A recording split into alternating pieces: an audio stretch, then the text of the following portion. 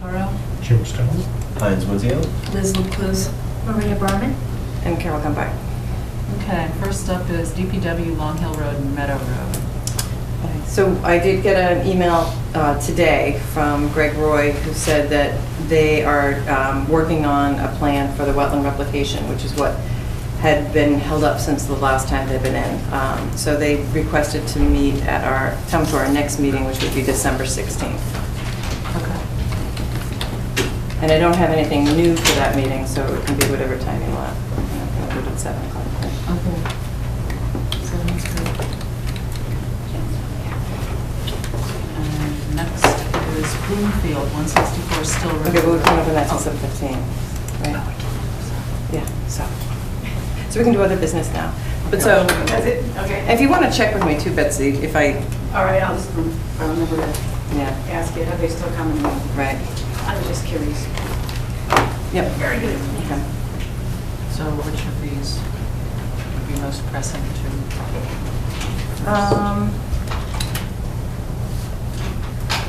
Well, do you want to take up the, I guess I would say I would not do the wetland stuff at the moment. I would do either land management, administrative, or land protections, or whatever.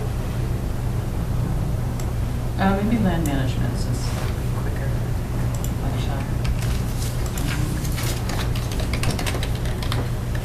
So, you want me to talk about Berkshire then? So the update is that the contractor spoke with our engineers, and they're not going to get to the paving this season. So I sent an email last week to the Odells, who are the owners directly adjacent to the dam, and I haven't heard anything back from them. And then I'm going to send a letter to everybody on the common driveway, but I wanted to make sure I kind of had the right language in it. And I today received an email from our engineer that talks about the performance bond, that we're still holding, and then that's actually, in his interpretation, it's good usually. In the 30 years he said that he's been doing this kind of stuff, it's usually good from the last day of payment, because it kind of covers an extended period from after the work is done. But he did recommend we probably have council verify that, because I said that what we were going to do is then do a zero-cost change order that would give them an extension to do it until the spring, so there wouldn't be any cost to anybody on it. But I want to make sure the performance bond is still valid, and I don't have a good understanding quite of that.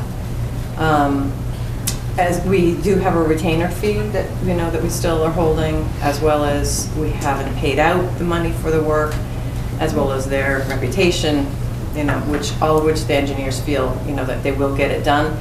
So I spoke to the other people on the internal committee, the town planner and the DPW superintendent, and they thought doing the work in the spring would be much better quality anyway. So they didn't have any problem. So they just ran out of time?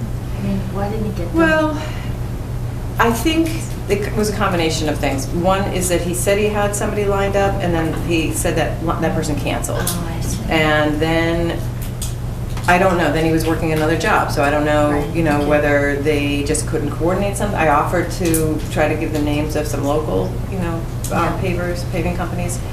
And,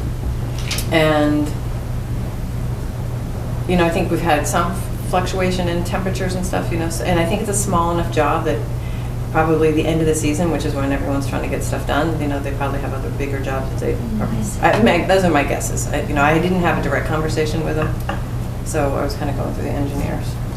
So I just went there for the first time since this project's been done. Where's the paving that they're doing? Is that?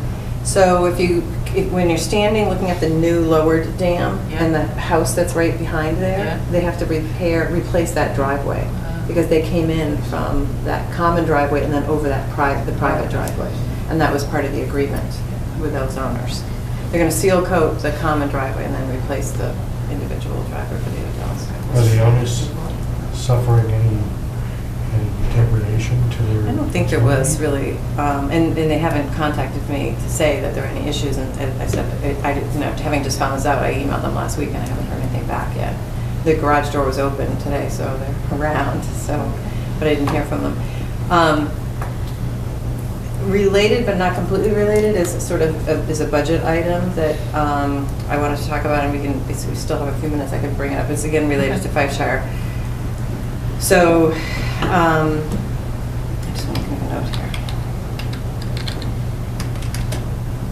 Yesterday I had a site visit with someone who does stone wall work or stone repair work, and we looked at the causeway on the at the upper part of the property. Does anybody? I have some pictures. Does anybody need to see it? When you first walk in? When you first walk in, there's a little pond on the left, Yeah. and then there's a wooden bridge, right? And so that is I'll call it the upper dam. And over the years, I mean, it's been there since the late 1800s, Yeah. right? So over the years, the pond area, the rocks have sloughed off into the pond. I don't know, people standing on the edge of the pond or if it's just sort of natural erosion occurring, as well as the backside, which is more of is more like a retaining wall. It's the dam. It's the wall that's more like 5-6 feet high or so forth. Things have toppled off at the top of that as well. So you have like a dike, that we're walking over and across, and that's getting narrower and eroding. So I thought it would be good to see if we could use, so we have some extra stone as well left over from the removal of the old dam, the lower dam. So I thought it'd be good to see if we could have someone give us a cost estimate to repair the bank of the upper pond and then the dam wall. And so I met with the person yesterday. He looked at the stones that have fallen in. He said that he has like a bobcat with a thumb that you can reach over and pick stuff up and kind of twist around and put them back in and orderly. He said probably on the wall, on the back wall, you'd really have to do it in such a way that you'd be taking it down and repairing it and taking it down and repairing it and kind of going piece by piece because it's pretty badly deteriorated. So there's some portions that you might be able to just put stuff on the top, but some of it's leaning in different direct ways, and so it really needs more work than just putting stuff back on top. When you so there's a couple of issues with that. So the stones are all the way down at the old dam, and I had tried to see if we could get highway department to take them up to the town yard, but they didn't have a truck at the time that was capable of doing that before the Odell's property got sodded again, as part of the closure for the contractor. So I've asked him to give us a couple of quotes. One would be if we were to do the work and come through the Odell's a second time to collect some of the rock, to move it to the, take it all the way around to the other side of the front of the Fifeshire. And two, if we couldn't do that or didn't want to do that, to go across the dike, take the bridge out, put a steel plate or something over it, and have to move the material back and forth that way. In either case, I don't know what the cost is going to be yet. So, and we need to do permitting. So, I really just wanted to get an estimate for the budget, so that we can get it into the budget. And what we also would need to do, so there's a couple options. One, we just put it in as a budget item. Two, we put it in as a new article. Or three, we see if we can transfer the money from the existing article if we had enough left over, after this project would be complete. That still requires an article to transfer it, so I'm going to draft another article, whether that's the way we end up going. It seems like without having to go out to bond it again is the better way, I guess, from the finance standpoint for the town. So if we had the money in the article, the first article, the lowering of the dam, that would be the better way to do it. So you need to have this by next week? You need to I submit need to have an that? estimate anyway. I was able to change the meeting with the advisory committee till later in January.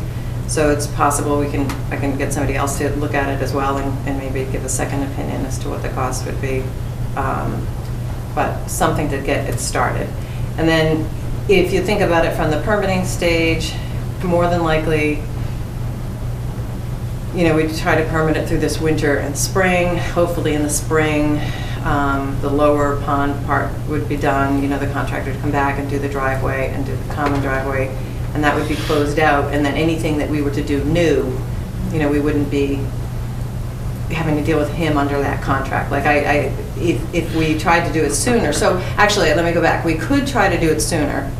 Some of it, like moving the stone, you know, if the Odells were like, okay, you know, we think that wouldn't be a problem, we wanted to do it when the ground was frozen, and have them go in and start to move the stone, that wouldn't really require the permitting, that's in the upland area, but it would alter some of the work that was done by the first contractor. And I don't know, I don't know whether we want to get into that or not. So, and if it's an article, if we end up doing it as an article, you know, it's not like we have to do it within that fiscal year necessarily. It has been a project sort of in the waiting, you know, so it doesn't necessarily mean we'd have to do it right away. It's just, I think we need to get moving on it because it is deteriorating and it's not going to continue to improve without some attention. So if the stone's unused for that, would it's just left in place? Or? Well, I don't think we'd want to leave them in place. It's kind of just a rubble pile. But I don't know if you remember, but we had some discussion about having some benches and like a little picnic area, whatever. There are many more stones. Yeah, there's a lot more than.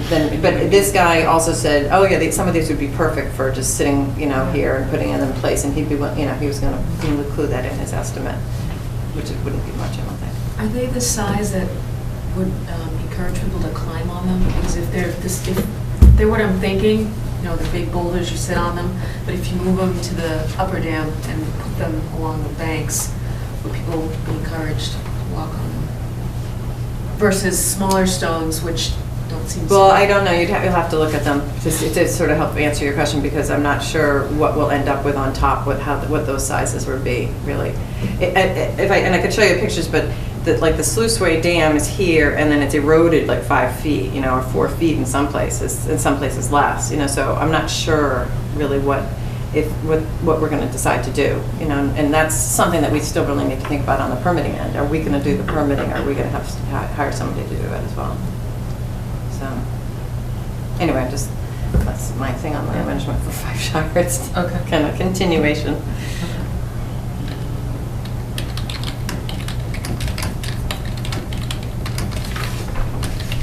So yeah, so it's a couple of minutes actually. Oh wait, we still have. Oh wait, we can't do it. Yeah. But they're not coming. Right. Okay. Anything else on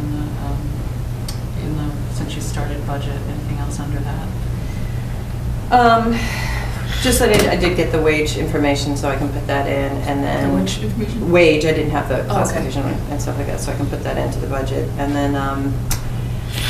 It may be a little broader topic, but I had one estimate for doing an open space and recreation plan, which is from the Conway School, landscape design, and that was $6,500. I put in a call to, that is a bargain, I think, but yeah, I put in a call to Mass Audubon, but I didn't see on their website under their extension service, you know, functions that was listed as what they might do, but I still left them a message and asked if they had any recommendations. And what would be the time frame if they were to do it?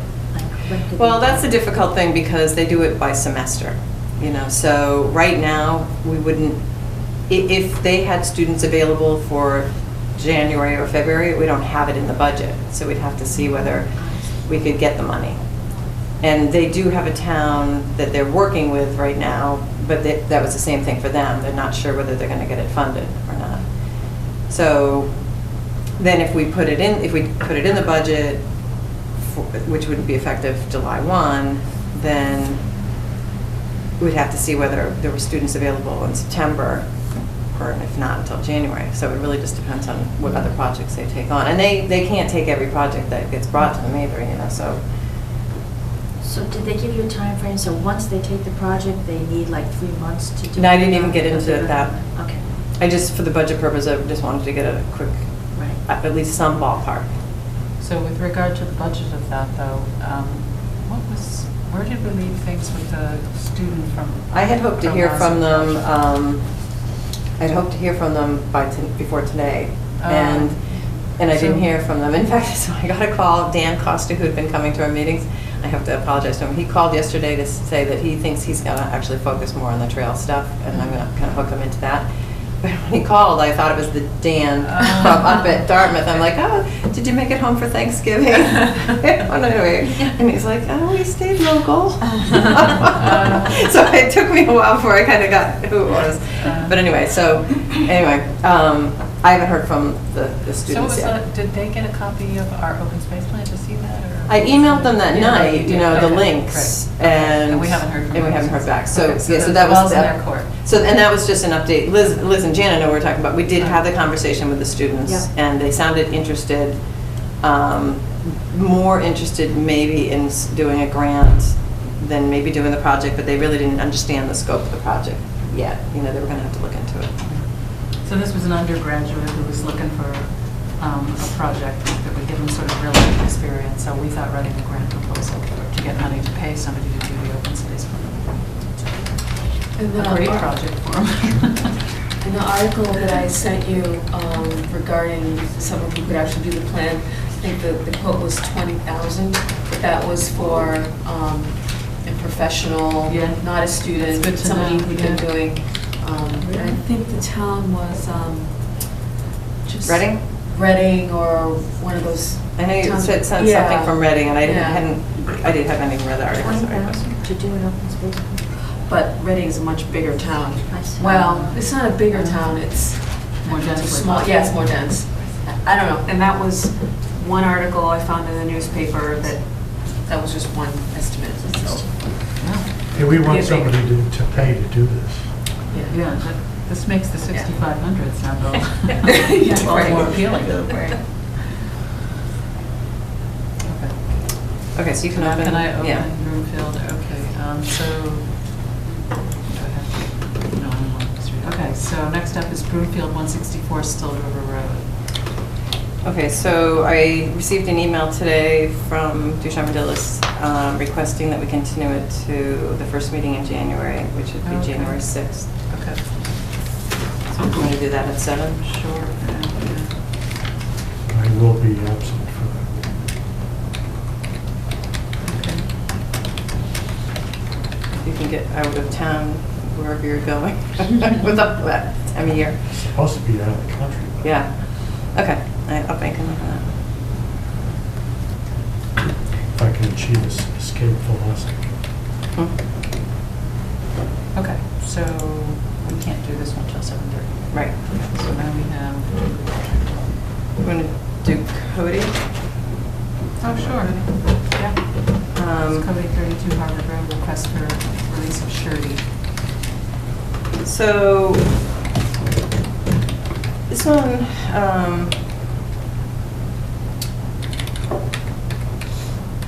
there's an order of conditions for a tear down of house and a new septic system, and it was all within the riverfront, so it was an existing lot. And originally, there had been an approved septic upgrade, and then the property really, many people looked at it, couldn't rehab it, I guess, or just decided it was too expensive or whatever to rehab. So somebody came in with a proposal to replace the house. So we had a couple of things in the order conditions for mitigation. So there was some landscape planting requirements to delineate a yard area, and there were plantings along the septic system, and then there was quite a bit of invasive plant in the area. So we asked them to come up with a proposal to try to get rid of the invasive plants, which were primarily honeysuckle and bittersweet and knotweed, Japanese knotweed. And so it was a builder who bought the lot, and so he hired Aquatic Control Technologies to come up with a proposal to try to treat and get rid of the invasive plants and so forth. And they did 2 years of treatments chemically. And the report, did I send you the report? I couldn't remember, because I kind of had, the person the contractor sent me an email with the report, and then I said, are you looking for, we need a pad of paper when we get to get names and address. I said with the report that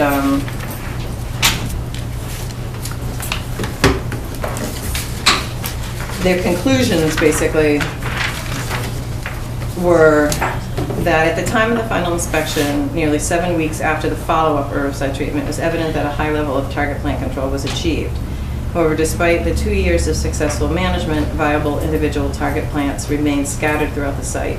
The most abundant invasive species at this time of the final inspection were Japanese knotweed and Oriental bittersweet. So the Japanese knotweed regrowth consisted of scattered immature plants within the area to the west of the existing lawn, and in addition, several low to moderate density patches were still remained along the western and northwestern property boundaries. The other invasive species dominated along the narrow strips of undisturbed property along the northern and southern property lines. This growth was no more than a few low-density isolated plants. The native plantings around the property appeared well established and unimpacted by the herbicide treatments. Although we recommended continuing with the final year, being in 2015, of herbicide treatment to further reduce the invasive species density on the site, it is unlikely that a long-term control will be achieved due to the prevalence of these species on the abutting lots. Rhizomal spread of the neighboring Japanese knotweed to the north and the south of the site will likely result in eventual recolonization of the managed area. Seed dispersal from other neighboring invasives will facilitate reinfestation, as is already evident with the Oriental bittersweet. Without active management of the neighboring invasive plant populations, the long-term value of the current program is limited. We hope you find this information useful. So if I didn't send it on to Ken, so I guess, so the first thing really is, do we want to, I haven't looked at the site, so I can't say that I've seen it. Do we want to consider changing, the strategy based on what they're finding after 2 years? And it was kind of an idea of trying to do this. They were going to be excavating some area, and so some of it was going to be excavated out. There's also, there was an invasive species management plan that had been prepared and submitted, with the application, as well as there was a deed restriction that was placed on the lot that allowed. Well, it said in the restrictions, the owner shall become educated about invasive plant species on the property and the management plan attached to this order. The owner shall implement invasive species control methods as necessary to control invasive species, non-native plants in accordance with the plan and title, and then it goes back to the plan.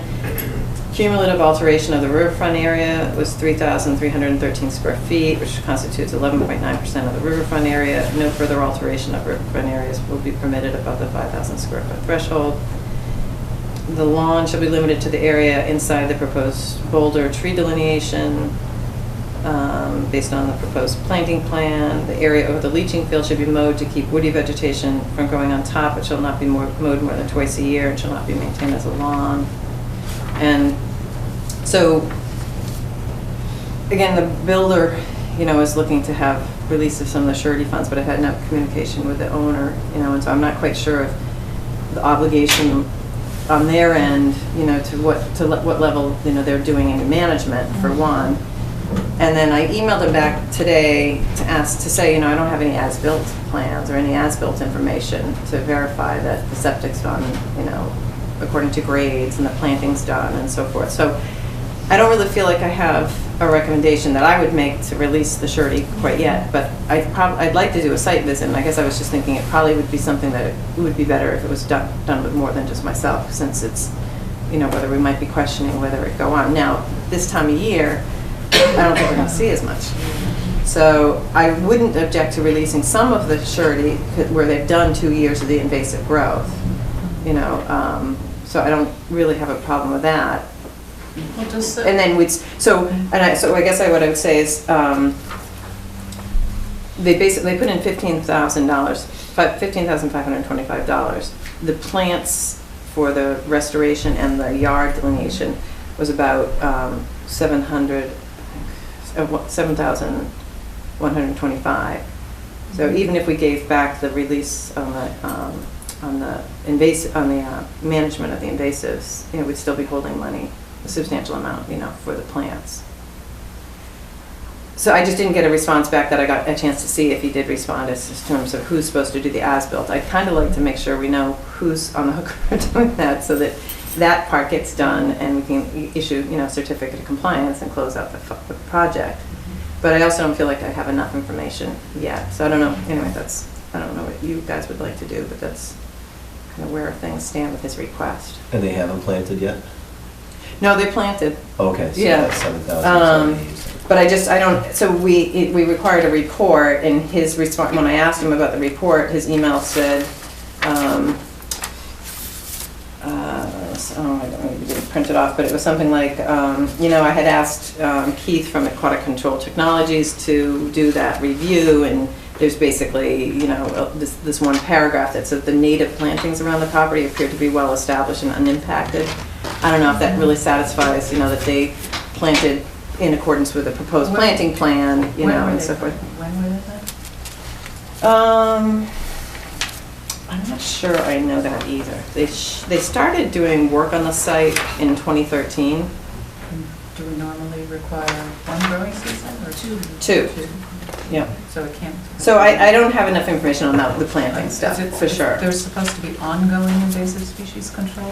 Well, the deed restriction, implies that yes, there's supposed to be that. And so again, the builder's asking for money back on what he's done. I guess I kind of just feel like we need to maybe touch base with the owners and have some further discussion as to, what they've tried to do. Because if some of it's minimal stuff that they, if it's little low, small new things coming in, they should be trying to do that. That's sort of the intent of the, Yeah.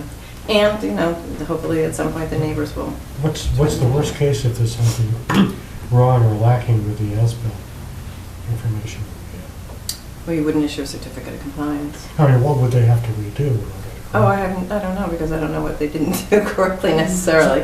Where I'm going with this is if they have to tear something out and replant everything, Yeah. then we shouldn't give back the money. to Well, I'm replant assuming it. it's not that situation, only because they did get occupancy from the Board of Health, and so presumably, That's good. presumably, I should say they have occupancy. I don't know who signed off on it, but, since they have occupancy, I'm assuming that the Board of Health signed off on their end of it. That, it should be possible to discover that. Yes, I just haven't looked into it yet since I got his request to, with his report. And so there's just a few outstanding. I just didn't know whether you'd be willing to give back some of the money on an basis based on the summary, or whether you'd like to visit it, as well. Well, particularly if we don't think the campaign against the invasives is going to be successful as we hope anyway, Right. then I don't think we have an obligation to develop all of it. I'm seeing it now. I mean, we're not going to see any Japanese knotweed anyways. Right. So I don't know if that. So I guess that doesn't answer the question. Do you want to release any of it, that surety though, or do you want to wait until you've had a chance to look at it? If it's already been established that the control isn't going to be as effective as we'd like, I don't think we need to expect it to see how effective it is, because it isn't. Our expectations are going to be lower anyway, so I think we should give back some of it. I'm not really sure. I don't know, because, this is something, like you just said, it's supposed to be ongoing maintenance. Yeah, but not by him. So I guess that's the thing. So the deed restriction was intended to, carry forward to the homeowner. He put the money up as the builder, the person doing the work, and he's done 2 seasons of it, and he's got a report that says, that they've done this, and it's been effective to some degree, but there's still some stuff that's coming up, but it's never going to be wholly effective if they don't deal with the neighbors, Is it possible to have the homeowner actually on-site show what was done, even though it was snow, but that way we have more assurance that they actually have a plan, and even though they've written something. Does that make any sense? Well, it does. I've never had any dealings with the homeowner, so again, I'm saying, so he doesn't live there, he built the house, he took on the obligation of following through with the treatment, and he's got a report now that follows through to say this is how it's gone, and so he feels like he's done his part, and so I think, yes, it makes sense to talk to the homeowners, and it makes sense to look at things with them. I just don't know what they know about it anyway, because he was doing that part of it, even though the deed restriction tells them that they're supposed to continue with the management. No, but they're not the ones being bonded here. Right? No. Because that he decided, I mean, from what I understand is he retained that, you know, as part of the sale. And he said he would, that was his obligation to complete that stuff. If Jim's right, it makes sense to. Okay, so I mean, I guess if we were not going to, if we think we're not going to, let's see, let me just look on that. Do we need a motion to, Yeah, but let me just give you amounts for a second. It's to give you a ballpark. that'll tell us how much to put in the book? Yeah.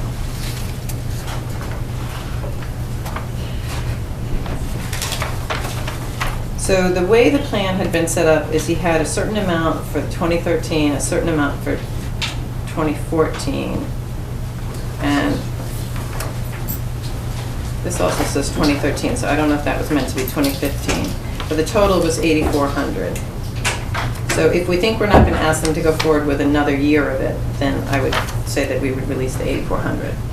Okay. Shall we so move? Shall we go? So move? Yeah, everybody? Okay. And I need you to You wanna sign make a that motion? form in a second. I make a motion that we release the $8,400 for invasive species control to Cody, 32 Harvard Road. Second? All in favor? Aye. All right, can I have us just sign that? Do we ask for the funds? Do Sure. we ask for the funds? I think I saw everybody Oh, raise their hand. Didn't? that's more efficient.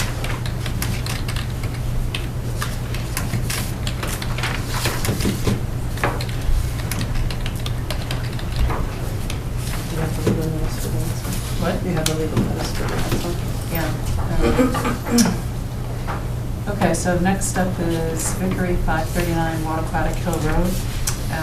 The Bolton Conservation Commission will hold a public meeting under the provisions of Mass General Law 131, Section 40, the Wetlands Protection Act and Riverfront Act, and under the Bolton Wetlands Bylaw, Chapter 233, to consider the request for determination of applicability filed by Jennifer Vickery for the relocation of a three-sided horse shelter and the installation of a turnout fence at 539 Wattaquatic Hill Road. So that's it, and we have a big crowd and we need... Yeah, we're going to get names and Names. address, phone number. Okay. Here, I'll put it on this. So you can give me 1 second. Okay.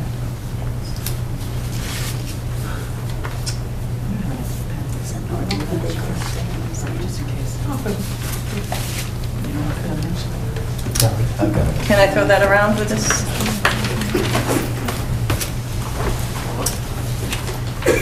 Do you always collect the names at every meeting? When we have a big crowd, because it's part of the public record that who's here. I need something for I it. mean, we don't always put them on paper if there's a small group. But No, this because is- I didn't see you at the last meeting collect any names, that's why I was Yeah, I curious. don't know if anybody was here, that we didn't know. At that meeting, no, okay. Okay. Okay. You wanna- Hi, I'm Mickey Marcus. I'm a professional wetland scientist with New England Environmental. This is Jennifer Vickery. She runs the Township Farm and Sanctuary. So at our last meeting in October, you had recommended that Jen file a determination by a certain date in November, which we filed. And you know, at issue was the construction of a horse shelter, overwintering shelter that most of you have seen. Jen has come up with a plan to basically move the horse shelter to a different paddock area that would work, she thinks will work for her horses, away from that stream that was the issue here.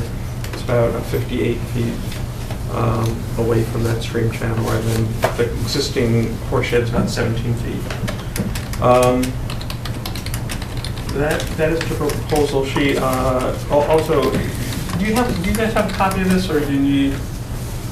I made I made some extra copies, so I'll just put this here. So this is the green squares are the existing and proposed locations. So this is the same as what's in the request? Yeah, just make extra copies. Yep. So, so one of the things that, there was some discussion about, quite a bit of discussion, was horse pastures in that area of the stream. So Jen identified a separate paddock area. Showed you there's a yellow line you'll see, so we delineated the wetlands around the farm pond. She said 2 points, 50 feet away as a southern boundary, so she created another pasture sort of just off, away from the pond, and she would have additional area for the horses up in that area. So that what she's proposing to do is take the shed, move further from the stream, and create a separate pasture, again, further away from the stream, that she would additionally use for her animals. So where would that be, up in here? Yeah. So the closest it would be, so these wetlands are delineated, so it would be up in this area. And I think that some of you had, and during the site visit, had recommended, creating a separate paddock further away, and she just found a site that would work. Well, it also doesn't require crossing the street. That's correct. Okay, that's correct. The other thing I just want to also point out, there's a lot of discussion at the last meeting about closing off her existing fence, and just what I'll show you what Jen was able to do in the area just south of where the existing shelter is. She put up a temporary fence, which some of you had recommended, but it never got voted on. But she went, we talked about it. She said she was able to do that. She put up a temporary fence. What's the distance from the driveway, or I don't know? I know at that meeting we talked a lot about 30 feet or about 30 feet. Yeah. Oh, it is, so it's more. Yeah. And so in this photo, it's just the fence, but she had some trouble getting the seed that would work. But that's been seeded with. Well, it's seeded, it just hasn't grown with the cold and the weather. I have photos of the seed on it. It just is the wrong time of year for it to sprout on up. Sure. So that's. Can I just ask, did you use a winter rye, or did you use something else? We did use a You used winter rye. you did. Oh, that didn't. No.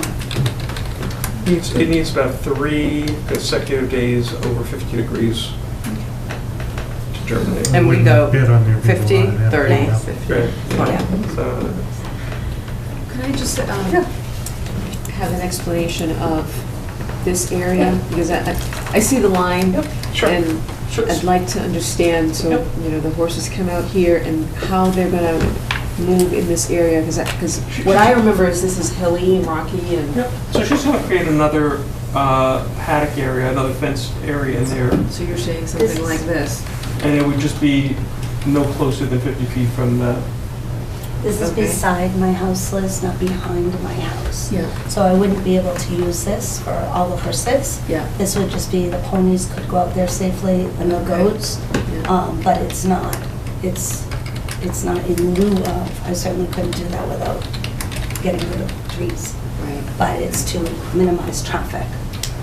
So what square footage is that then, that you're thinking? I mean, it's within 50 feet to the wetlands, No, so, it's more than 50 feet from the well, it's wetlands. 50 feet and beyond, so 100 feet. So within that 50-foot area, do we have any We dimensions? haven't decided that. According to the building inspector, I can put a 3-4 foot fence anywhere on my property without any permit.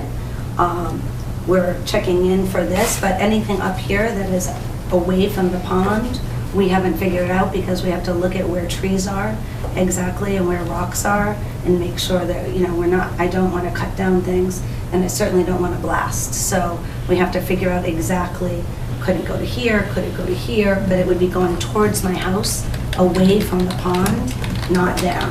The line that Mickey has, the yellow line, would be the last fence and it would go that way. So I guess I'm trying to understand though, because it looks from the aerial that it, and I wasn't on that side of the property, so I don't know it very well. It is wooded then, so you would have to remove some trees, or you wouldn't, you're looking to kind of work around the trees? The goal would be, we've never cleared a tree on my property, and the goal would be to keep it that way. Other than something that's putting the house at risk or the farm at risk, we've done no clearing of land, and I'd prefer to not clear any land. Okay, so then, again, not having been there and hearing rocky and maybe a little steeper, do you have to grade it flat in any way, or are you going to leave the terrain exactly Yes. as it is? That's why I don't know the exact distance for you yet, because I don't know how we're going to get the the wood around the rocks and the trees. I have to have the fence company look with me and say, well, where are the trees? Maybe we have to go in 2 feet, maybe we have to go up. I don't know the exact dimensions because we want to make sure I'm not having to glass or cut. The goal would be to not do any of that. Is this an intermittent or a permanent stream? It's very. But we're talking about the pond side right now still, right? So, Right. It would be next to the house. That's where we're looking to go, is to come up towards the house. but it's within 100 feet of the wetland, so it's within the jurisdiction of the commission. Yeah, that's right. Yeah. It So, would be so 50 feet just or to more understand away. the scope of the work, though, I guess it's not really clear, it sounds like. You're not 100% clear of what you'll have to do. We are very clear in what we have to do. It will be 50 feet or more away, and we will be going up toward the house. We are not exactly sure where each board and post is going to go, because we have to make sure there's lots of trees and rocks, so we don't want, we have to sit and say, okay, can I go here? No, maybe we have to go in and then go out. So I can't tell you the exact 2 feet in here, go up for 3 foot, 1 foot out. I can't do that. I can tell you exactly it would be no closer than here, than 50 feet, and be going right up towards and next to my house and front yard.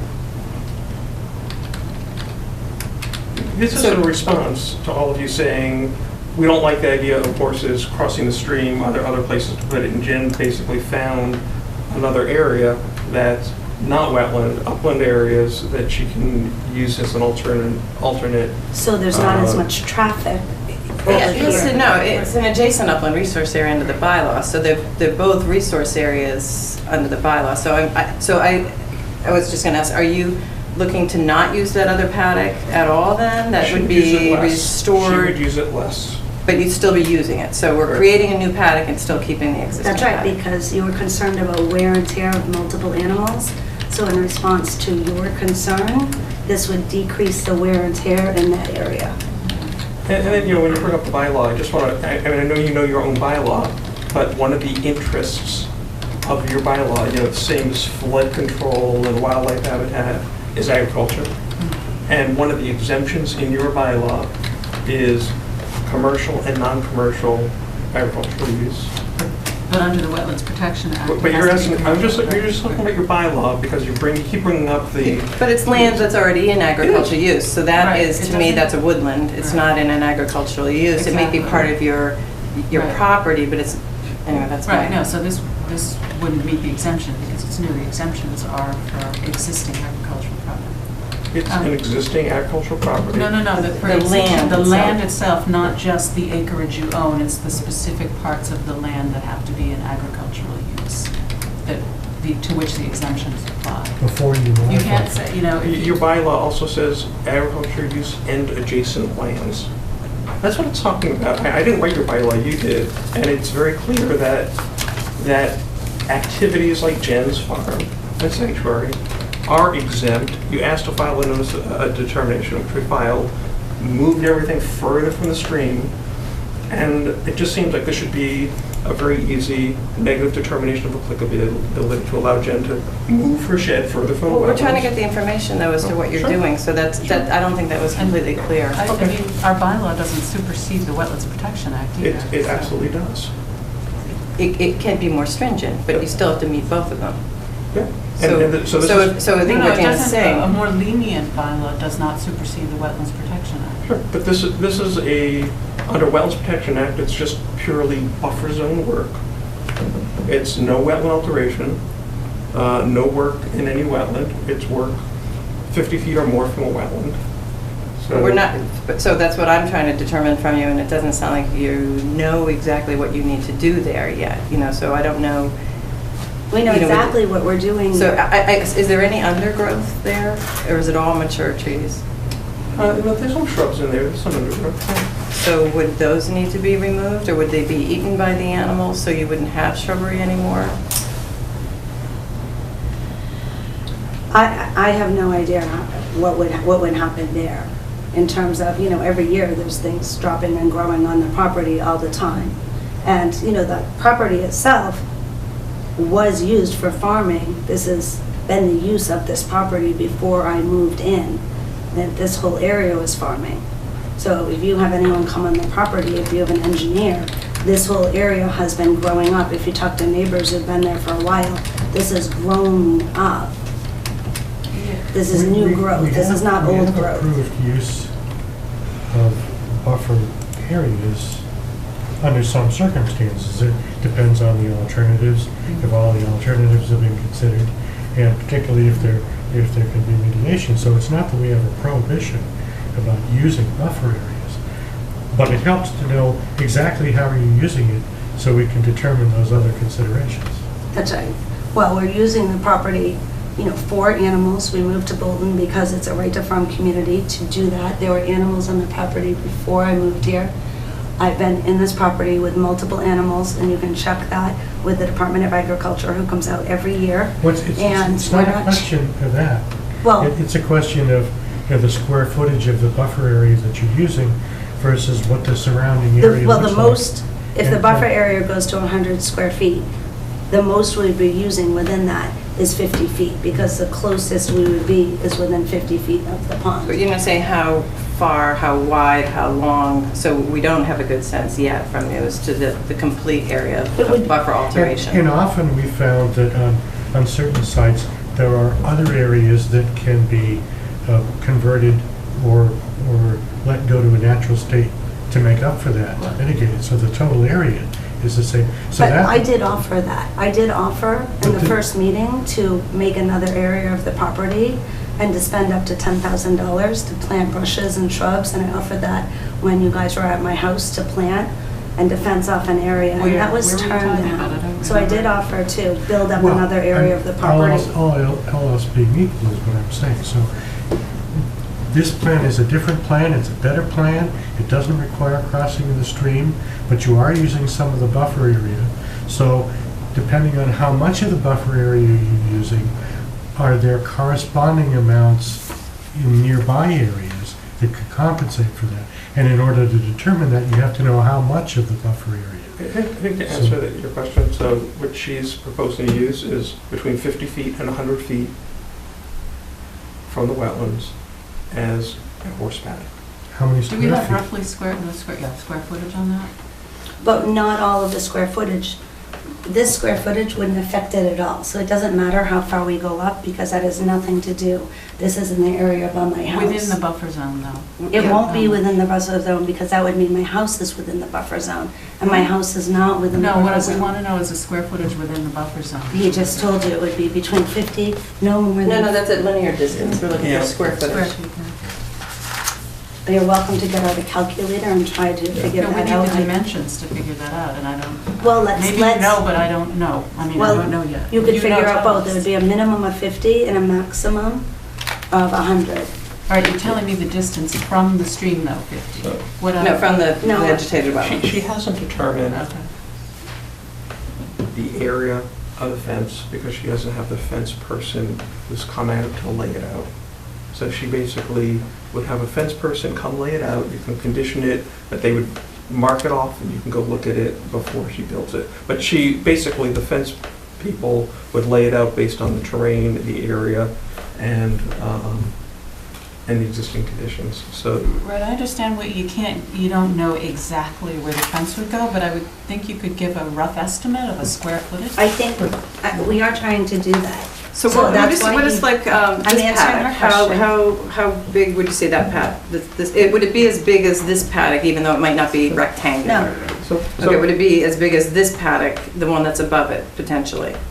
Or It may bigger? be as big as that, but it won't be, all of that would not be in this area if it's going towards the house. So a very small part of it, if we look and make it a rectangular, so I don't have to go far into the woods, would be a rectangular area starting at the yellow and going away from the wetlands toward my house. So if you're at the yellow, it would be 60 a by rectangular 90. area coming up.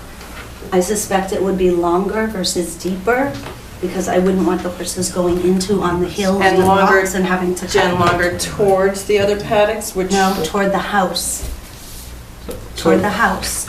So if the... So, can I just ask, just again, so this line, say this line is 60 feet, which is what, your scale is. Mhm. Would it, it would not be any longer than 60 feet, and so it would only be 60 feet and then going towards the house, or it might be longer than 60 feet? It may be a little bit longer if there's a big rock or a tree there that we can't put a fence around. But the 60 feet is kind of the length of what you're thinking the That fence is would the be in that approximate area area. that we're thinking, Okay. and then going up. So- But I'm not going to guarantee that it won't be 63 if there's a huge, you've seen my property, you've all seen, there's big crater rocks the size of this desk. So I know that there's nothing, no big rocks right here. So we know that this is a safe area to do a fence here. So you're talking about approximately 3,000 square 3,000 feet? square feet at least. I was going to say, so if the fence there is 50 linear feet, it's 2,500 square feet in the buffer. If it's 100 linear feet, then that's 5,000 square feet of buffer zone. So, again, just to make, let me see if I'm getting it. So, that, within that 3,000 square feet, it's currently, there's an herbaceous layer of vegetation, right? Like There's grasses basically, and... no, there's basically leaves and dirt. It's big pine trees and stuff. So there's not much that grows No. underneath it in No. terms of, so it's mostly pines? It's not, it's It's more mostly- pines than deciduous? I don't know what deciduous earth is, but there's no No, grass growing deciduous there. trees, sorry. No, You know, the trees trees that that lose drop their their leaves. It's mixed. It's pine It's a and mix. hardwood. Okay, but there is some shrub layer in there. Very little. Yeah. It's not like, it's not like So- going into the field and Mickey, seeing when that. you were here also in, I guess it was October probably, you said you were going to talk to the USDA about getting some buffer information, you know, so what would be an appropriate buffer for certain uses? Were you able to get any You information know, on that? I didn't follow up on that only because Jen was able to talk to her shed people, her fence people, agreed that she'd be able to just move her shed, which seemed to be the problem in that area. So, So that's what So, and you then, guys wanted, so that's what we tried to make Well, now, happen. I'm also interested in the area where the shed currently. well, can we go and finish this one first? One sec, I have another question on that. So if we're talking about a 3,000 square foot area within the resource area, what do you think the carrying capacity is for that kind of area for what you're talking about, ponies and goats? You know, Yeah, how many animals would you put there? The animals rotate constantly. The goal would be to keep animals split up on a regular basis because I don't want them all together all the time. And how many would be there, generally, like on average? It would totally depend on which animals are appropriate in that turnout. And they don't live outside nonstop, they're coming in and out. So to ask me which animals, if it's rainy, they often come in. If there's a snowstorm, I they guess I'm just often- wondering from a carrying capacity of keeping it, Vegetated. yeah, vegetated, So that you know. it's not and- completely bare earth. Right. Like, roughly, we can't know exactly, I understand that, but how many I mean, can you give us a rough estimation of how many animals would be in that? It honestly depends on which animals could even be able to. This is appropriate horse fitting, this is not appropriate horse fitting. So that would be goats So, goats in there? No, this is me saying maybe the ponies could work out in here and let's see how it goes. So maybe the goats will go in there occasionally, maybe the ponies would go in there. I would prefer to be able to split the animals up, which is what, excuse me, is supposed to be happening anyways. You don't want them all running around, Right. not everybody gets along with everybody. Right. So we try to do this. So this is because someone had mentioned that, you know, they didn't want to have as much traffic in here, so Right. this was an attempt to decrease the I traffic. understand that, but we just need to have a sense of what the traffic would be in here. Just a rough estimate, is it likely that there'd be 2 animals, 5 animals, 10 animals, 15 animals in there? 2 to at 4. once? Okay, got it. I don't know if you noticed, but on the driveway, if you look to the right, there was a wooded paddock turnout area. That's similar to what Jen's sticking up in this area. So there's an area that exists, it's forested. It's, Where was it? it's Remember fit- that area? it's Area fit- that's cleared out. I remember. No, it's not clear, No. but it's flat. It's flat, yeah. There's no and, Because there was, I Which remember area is behind that the on here? pond, Roughly. there was like a cleared area. It's this area. Oh, that little That's all tiny fenced in area, and yeah. that's all wooded. Okay. No, wait, you're talking about behind this pond here? Yeah. Yeah, that was a little bit more of a cleared area. Unfortunately, there's no way to get water down Yeah. to those areas No, I'm just wondering in the if that's what winter. he's referring to. Just immediately to the right of Right here. the driveway, so. Right here. Right here. Also, Yeah, there's just a little Oh. fencing area. So- This doesn't show up because nothing is cleared. I don't know. So That's is not is the point to rotate the goats and ponies from this area and have the horses here and have the ponies up here? It's whoever, turnout is not an exact science with animals. So if you're asking me to say exactly, I'm not saying you are, but just for everyone to know Yeah. which animals I will put in which turnout per day, I can't say that. Because the thoroughbreds are very, very sensitive souls. They don't do well in mud. If it's very muddy, I want them to go to the absolute driest paddock. If it's very icy, then this area is a little bit of a hill. I have to put the most sure-footed horses up here and not the ones who are likely to gallop around wildly and hit those rocks and break their legs. So I can certainly say I would do my best to keep it a small number of animals, but I can't say exactly which animals will be where because it really truly is whether they're determined, which animals at the farm get along with which. I can't put two horses who may be the most sure-footed horses out in the same area if they're going to fight. So I have to say I would like to rotate. I like to keep it as minimal as possible. It also needs to be something I can reach with hoses to make sure I can care for the animals. There's no electricity down here. There's no hoses anywhere on the property except what was built with the barn and the house. So this is a way where I could reach, if I have it go up toward the house away from the wetlands. It's a way for me to meet a request here, still be able to see what I'm doing when I get home from work at 11 o'clock at night. I leave work to come to these meetings. So I could come home, still see what I'm doing, and still reach it with a hose. So I can provide shelter and care for my animals, which is what is being prohibited, because I am not allowed to move sheds and have sheds and, you know, whatever's going on where they're unwilling to go in the shed at this point. So my Jen, you care haven't of the been prohibited animals- yet. You built something without any approval, so that's why we're all Well, here. it's being prohibited if you're telling me that I can't build Nobody said anything, we're this. just trying to get the information.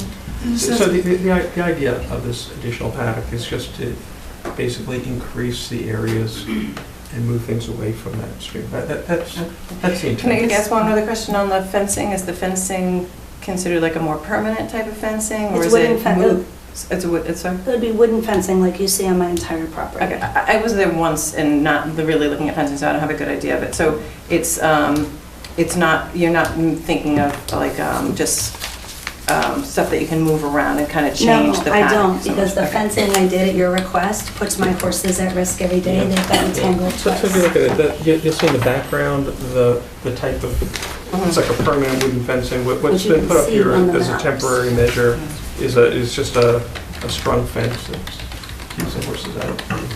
So just, I have just a clarifying question, because it sounds like we started with moving the shed because of this violation, and then with this, seems to me like an expansion, and so is this just an opportunity to expand, or is it really because you're moving the shed, you have to create more space? Oh, no, I could create, I can, try, I don't need more space right now, but I can create it in different areas. I would love to keep everything right as it is. This is as a result of your request to minimize the foot traffic in Right, this I area. understand that, but then, because of the size of the shed, it's the same size. Right. And No, is it this because area, it's moving? the shed's moving to something that's already here. The shed is here, Yeah, and this is a turnout that you all walked past that's already Right, there. right. So I'm not expanding anything, I'm moving it as far away right, I as I understand can, that. that's in a horse turnout. There's no expansion, that's the furthest point away the shed could go. That's within fencing. But if you have another, The shed's not gonna go there. no, I know, with the paddock, Creating another pasture. you're creating, so it's an opportunity to give the horses more space. It's a spread, so Or instead to of, spread out the moving them around, because there's not enough space here. No, there because of the is shed. enough space, but you guys had said you were concerned about the foot traffic in this area damaging the ground. This is as a result. Okay, so this, For your this strip request. here, which they did use all the time to get here, is being compensated for because So of this. there'll be less foot Okay, traffic here, okay, so that's got the only reason. This will cost me about $10,000 to do. So the only reason I'm considering doing this is to meet your request to minimize the foot traffic here. Right, now continuing along with that discussion of where the shed currently is, Yes. that land would no longer be used for that purpose.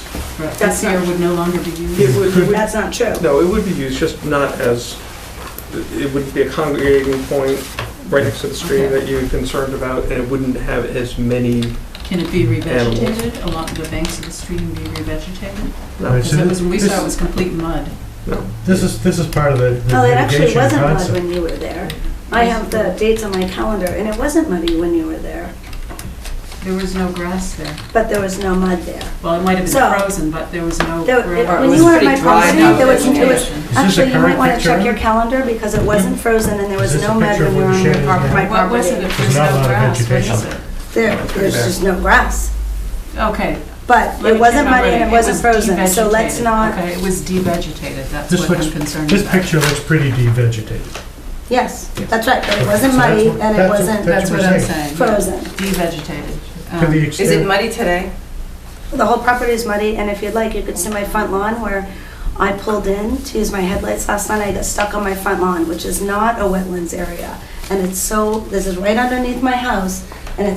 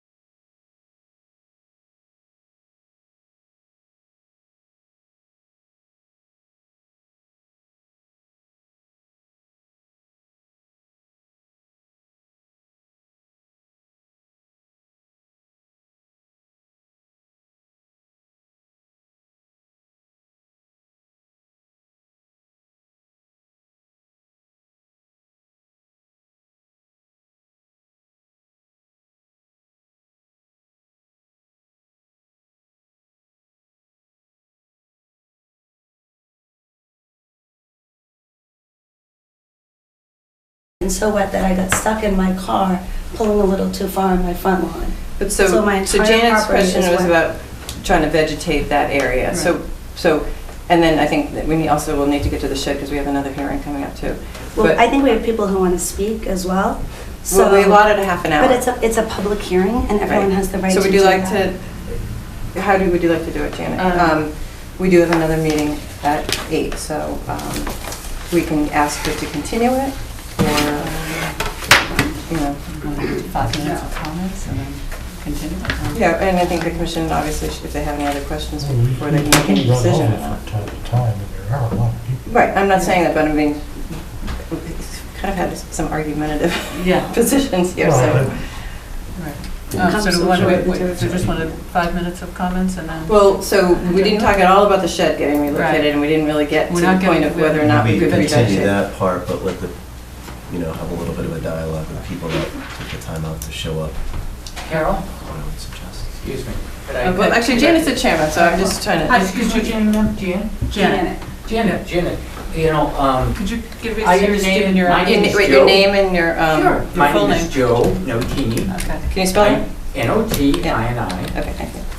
I come from Plymouth. Jennifer's my daughter. A lot of these people have come distances, and they have families like you folks do, and I've come a distance, 90 minutes, and so it would be really good of you all if you let them speak, because they're they're passionate about the sanctuary, they're passionate about this. It would have been nice too if you told us you were bringing, you know, I 50 people so we could. notify Can I you can I about the finish last this? meeting. Yeah, I'm sorry, Oh, just oh, in can I- terms of the time. I used to work for the state, I worked for government, I've gone to local town meetings, I've never, ever had anyone ever say you have to tell how many people are coming. No, So, I just said it would've been Can I nice. finish? So, we didn't know that, because if we knew that, we would have told you. I mean, that's not a biggie, you know? And I apologize for that, but that's kind of not what I assumed that we would need, nor probably any of these folks thought that would need. But again, I'd ask you to listen to them. And some of them are taxpayers here in your town. Some of them, they all have families, they all have friends that are associated with this town. So it might be, you know, my advice would be a good thing just to listen to what they have to It say. is good, but we do have other things on the schedule, and I just want to say that if we're not able to get all the information we need, it's going to continue. So if you want to prefer to use the time to let people talk.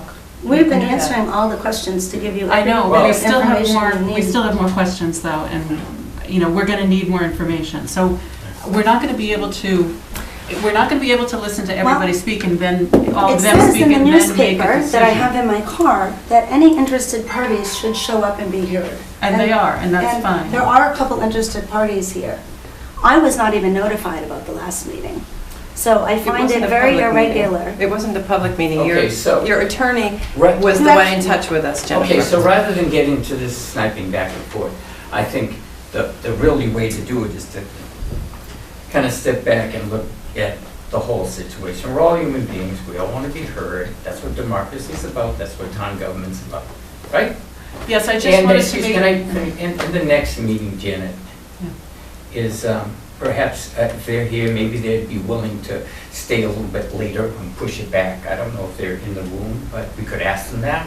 I mean, there's a lot of good ways to, are you for the 8 o'clock? With the 8 o'clock. Would you be willing to wait maybe 20 minutes or half an hour longer? Yeah, I can wait a bit longer. Thank you. So nice. So, I mean, this, what I'm trying to say is, rather than, I said this, you said this, That there's is- plenty of good solutions. I know there are, and I wasn't trying to do that. I just wanted Jennifer to know that she doesn't have infinite time here, and she might want to use the time to continue to give us information if she'd like a decision sooner, because we may have to continue if we can't get the I think we, information. I hope we could spend the time talking rather than talking about how we're Right, doing and talking. I think we can accomplish both, really. Yeah. I think that's what we should try for, right? There is one point of clarification I'd like to make. Many of you people don't come to many of these meetings. We go to a lot more of them. watch them Yes. Okay, and very often there are people who come with detailed engineering plans, and we request more information and they revise the plans. So asking for more detailed information is something that we do fairly It's often. typical, right? It's not unusual, and it's not unusual that we would do it tonight either. And I'm very aware of that. I've been to a number of my own town planning meetings, and I understand, and I understand how tough a spot you folks are in too, so. I understand that. It's tough when you look at plans all the time to try to get it into your head exactly what that physical thing looks like. So that's why I have to ask so many questions. I get that. Sir, did you have a comment that you wanted to say? A comment? Yes. Oh my God. It sounds like you had I have a something lot to say. specific before the back and I have forth. a lot to say. First of all, my first disclaimer, you know, like you read warning labels. I don't speak for Jennifer or Mickey. Right? I'm speaking for myself.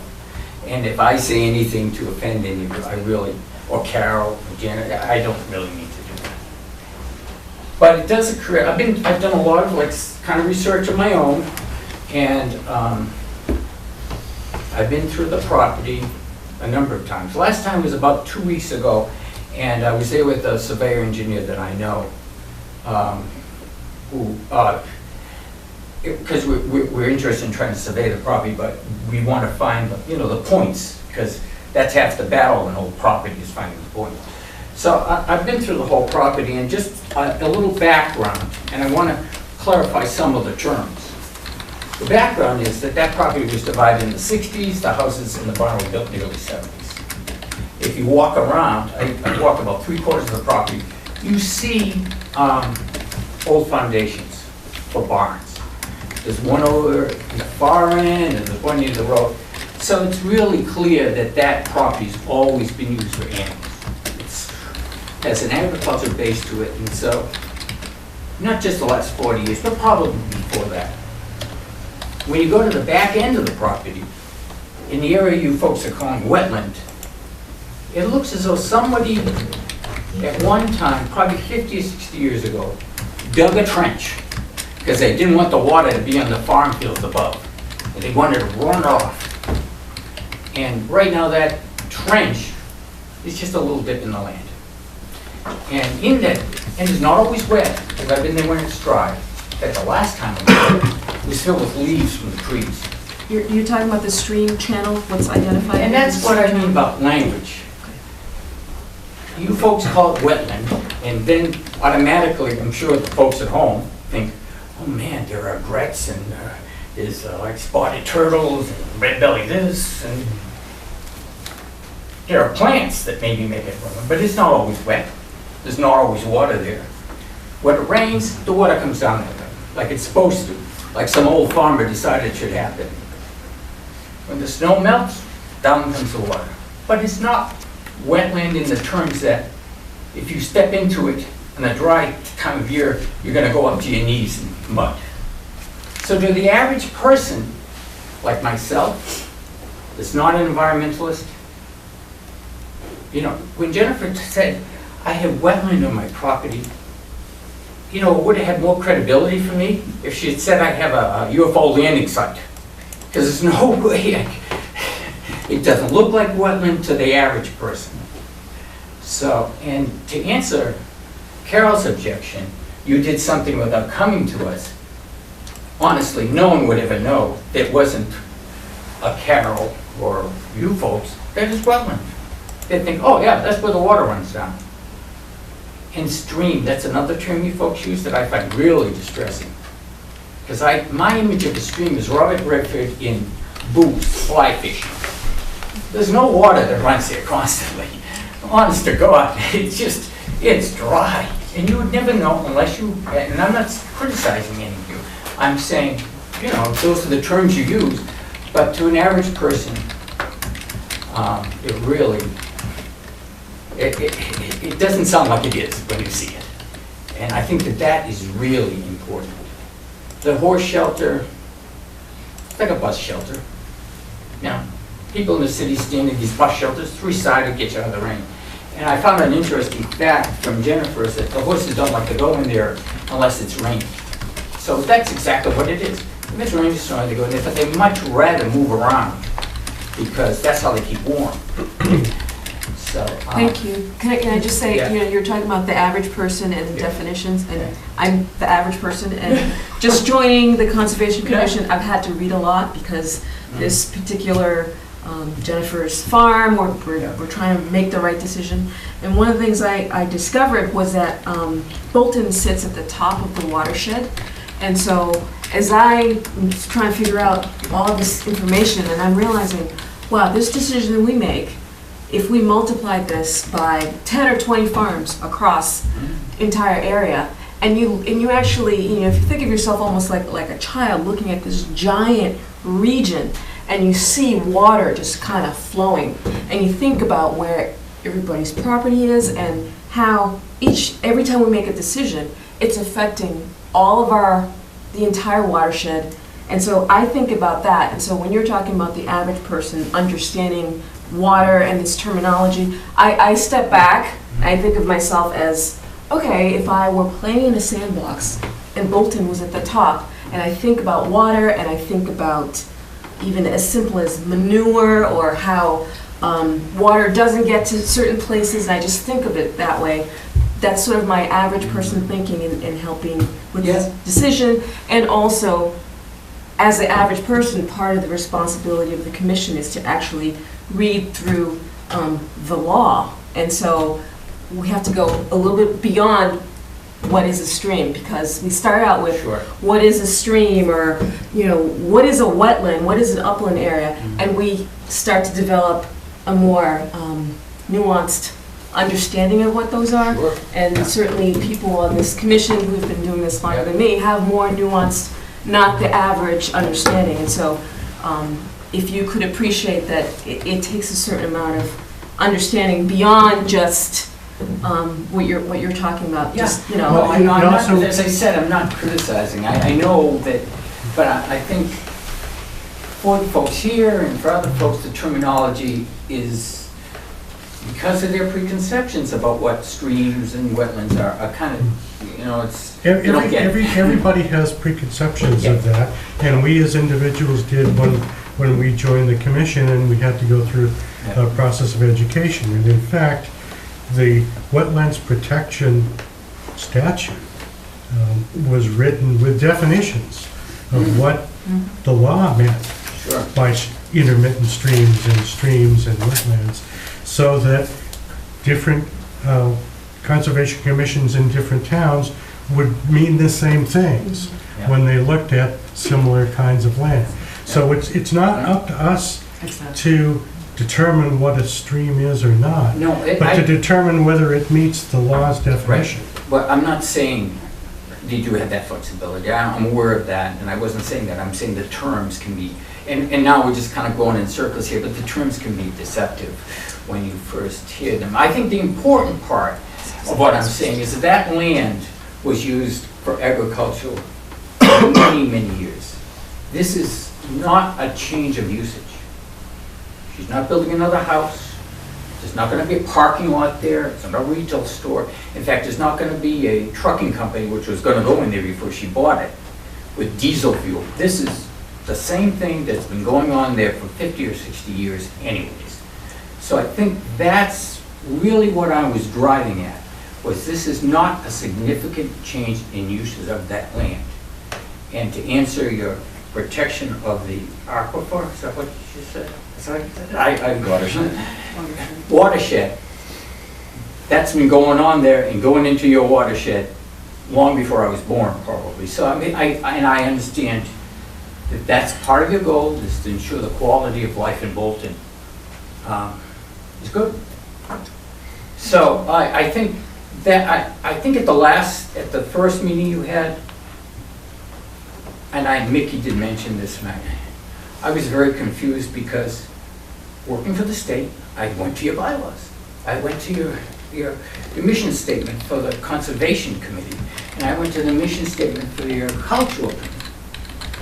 And I read your bylaws, and I said to myself, and then I did, probably what Carol did, I Googled state and farm, and I found the state's definition and all their examples. And I said, well, you know, I've seen these town meetings, and they're gonna refer to the appropriate board to make a determination on land use. And that's not that didn't happen. It appeared that from the definition, Carol found a farm, and you know, I'm not doubting Carol, not at all. But it appears that it was up to this board to determine what the land use. She says, because one of the exclusions in your bylaws was non-commercial agriculture, and when the exclusions in the right to farm bylaws make it very clear that what she's doing is farm. That being said, I want just to say that, because they don't seem to object to that. But I think it goes into the usage, what I was saying to you. It's always been used for farming. It's being used for an agricultural purpose now. And the last thing I want to do is talk about the sanctuary, Jennifer. So is there somebody else, maybe part of your representation that could do that? Just because we already started with trouble with controlling time. What if I was super quick? And it was really, I'll be super That may quick. be up to the other people who might want to speak. Sure. I've come a long way, and I've thought a whole long time about this. And we get to be like our age, you know, that's what you got to do. I mean, no, you know, either that or watch TV, but terrible. This sanctuary, Jennifer built this sanctuary by herself.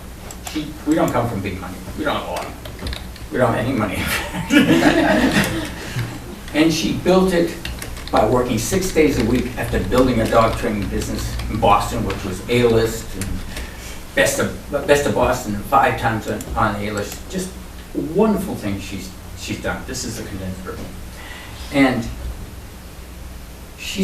And her whole income and her efforts have gone into creating the sanctuary to save these animals.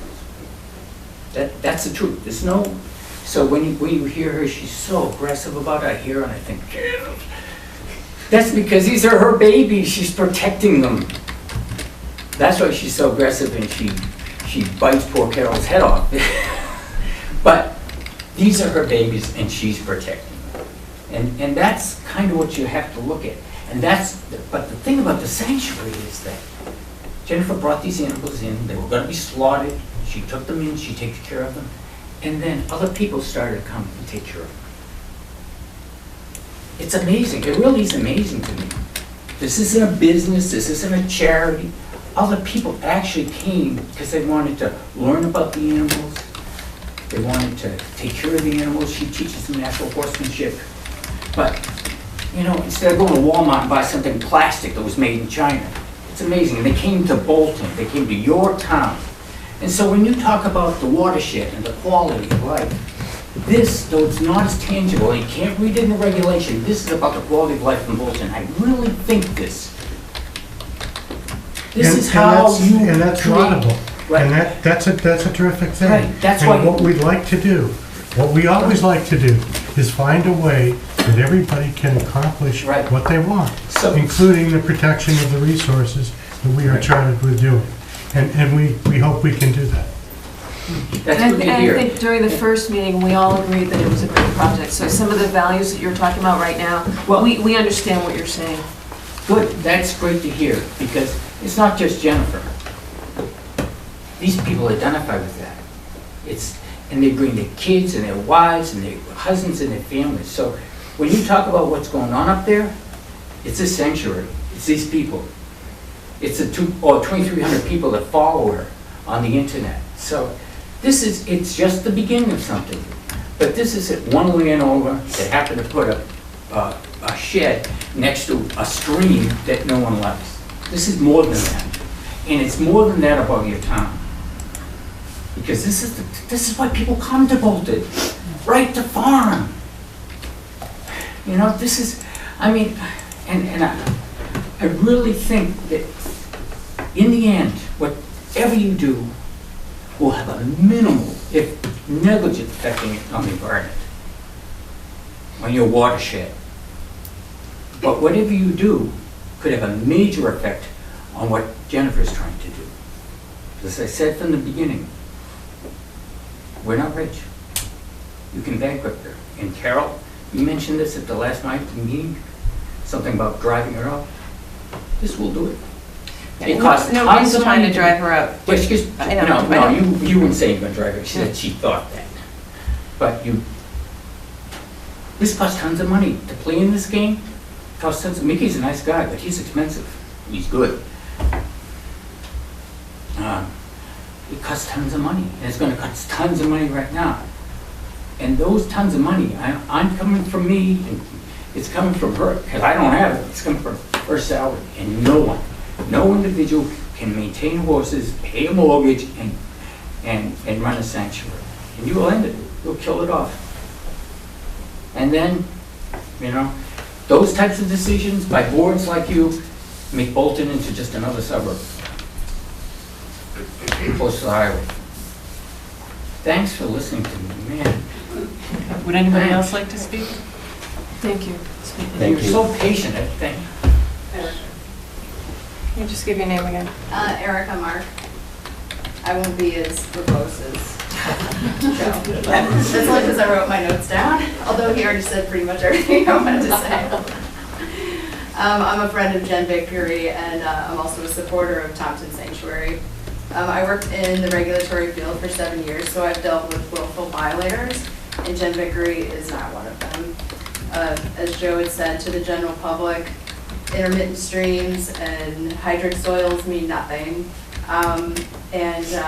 This swale would be completely ignored by pretty much everybody, so I can't really fault Jen for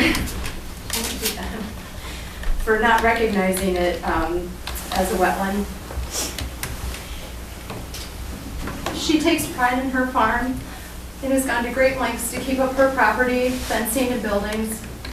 And when she put up that shed in question, I can assure you, it never crossed her mind that she was doing anything that may have violated town or state laws. She was simply providing shelter to the horses that she rescued. Tompton is the culmination of Jen's hard work. Blood, sweat, and tears over the last few decades. She saved her money to launch this rescue and truly makes a difference in the lives of the animals in her care. The sanctuary, even though it's still pretty new, has already hosted a reading day for children. Kids came, their parents read books to them and to the animals. She had a day for seniors to come and spend time with the lovable residents on the farm. And these animals are great ambassadors for the work that she does. They owe their lives to her, and she lives her life for them. Her good work in the community and with these animals should not be minimized. She is a good citizen, and her heart truly is in the right place. My impetus for speaking tonight, aside from my concern for Jen and the future of the sanctuary, is that I know from experience what a serious Wetland Protection Act violation looks like, and this is not it. The fact that she has had to jump through such hoops over an area that has been disturbed since the day the original owners broke ground is quite surprising to me, and I hope for everyone involved that it can be amicably resolved very soon. We all realize that as commissioners, this is a volunteer position for most of you, and the residents of Bolton truly appreciate you giving of your time to protect natural resources. I mean, that's what I do for a living. I work in environmental resources, so I totally support everything that you guys are doing, and I know that you're trying to follow the laws. I just hope that you can understand how important this one little shed turned out to be in the grand scheme of things with what Jen's trying to do out there. So thank you for your time. Thank you. I wonder, can we allow one more that could maybe be brief? Or has something different? Or something different, yeah, if somebody has something different to say?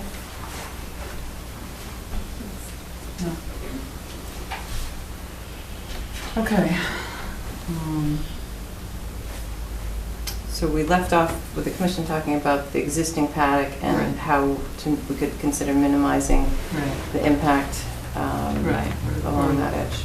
Right. Do we need to go there again and perhaps measure things as a way of getting the information that Measure we're what? asking for? Measure what? Specific square feet and distances. Oh, are you We talking did, about? we paid to No, I satellite the think property she's- for you guys. Well, I think That's what she's- this is. We, Yeah. for you guys, we paid to have someone come out and satellite the property so you could see exactly where we would move the shed and do this. So there's nothing else to measure. We had it officially for many dollars satellited for you. So I don't think coming out with a measuring tape is going to do a Just better does- job Just than doesn't tell that. us, for instance, the amount of vegetation within a certain distance of a pond or a stream. We can't really tell Can from I just here. clarify that point, Jen? It says that it's ortho imagery from 2008, 2009. That's the base image. So we GPS and measured. So like the wetlands were delineated along the pond edge, they were surveyed in. So they were flagged like Flagged. A1 through A whatever? Yeah, So yeah. if the commission wanted to confirm the delineation, Yeah. they could go and do that, because we Yeah. haven't done that at this point. The delineation of which road? Of the vegetated wetland around the edges There's of the a pond. thin, a narrow band of BBW along the Yeah. old farm pond. So, one thing I wanted to get to, I think we tried to convey this to you last time, is that we were more concerned with the devegetation along the stream than the actual shed. And we haven't actually gotten to talking about revegetating this. or Jen's not trying going to to change her practices.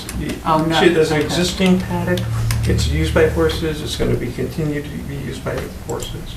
So, yeah, there's very little vegetation in there. But you also said you were going to find out what the buffer would be appropriate for those uses, which we didn't get information on. I mean, that's what you said at that meeting. And I understand you're talking that she's going to move the shed, so you didn't necessarily think it was needed, but I guess I had certainly thought that you would give us more information. My sense from all of you is you should probably close this hearing and issue a decision.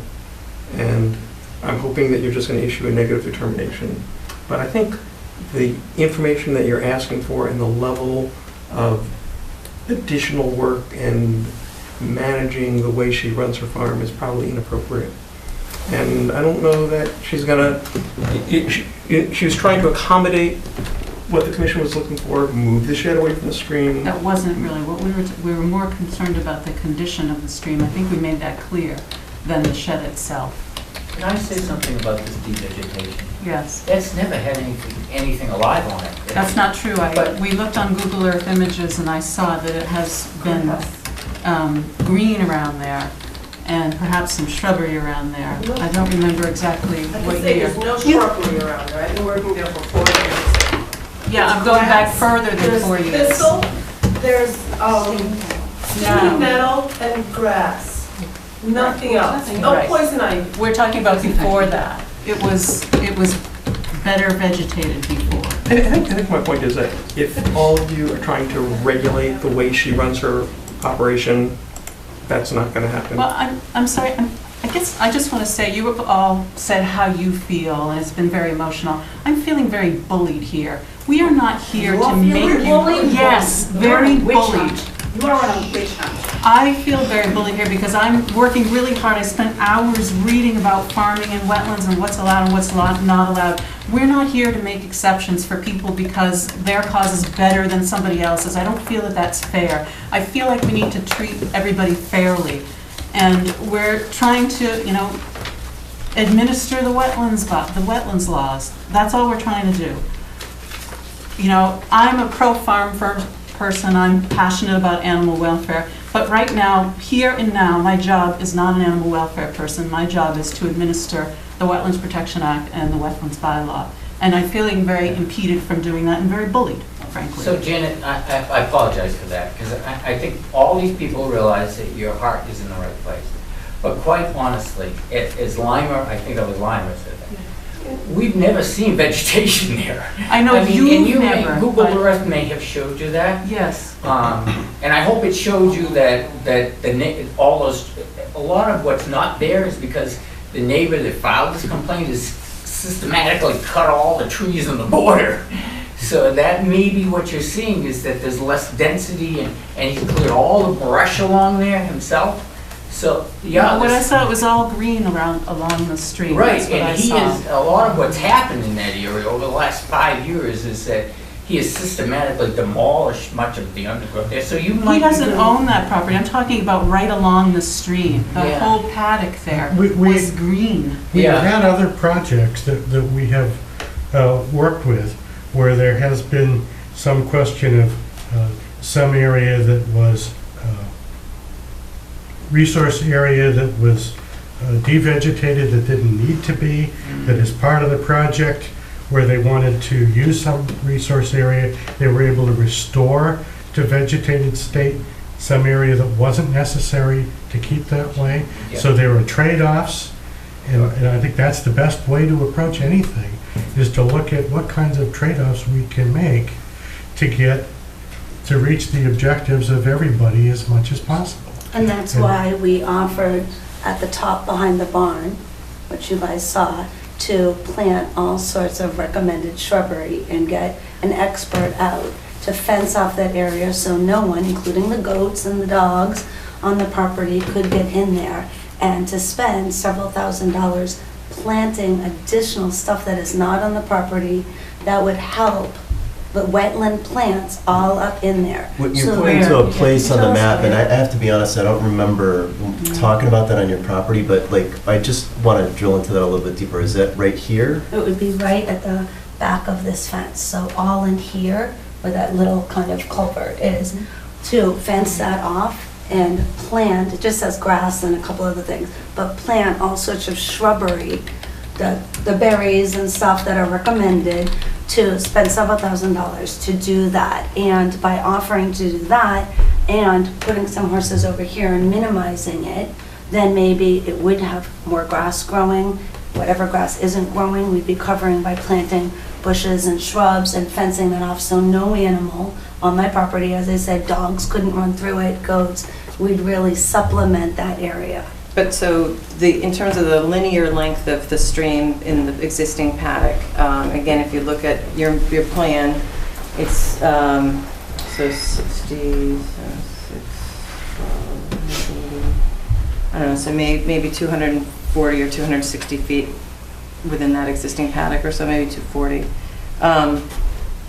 None of that would be vegetated though. So I guess let me just ask, so one of my questions was going to be is, you know, I know when I first met you, I sent you all the state's guidelines on vegetating, you know, buffer strips, creating vegetated buffer strips.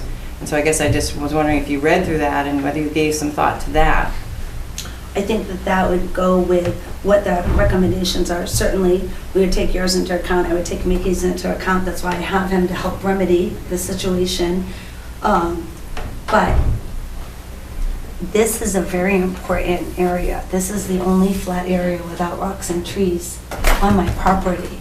So losing that means a significant impact to the health and well-being of my animals. So I'm more than happy to spend the additional money and put more fencing over here to minimize the horses here and hopefully plant grass and have them less animals on it in that season would bring up the flora or the grass, whatever, and to purchase shrubs, etc., and fence off another area to try to do that.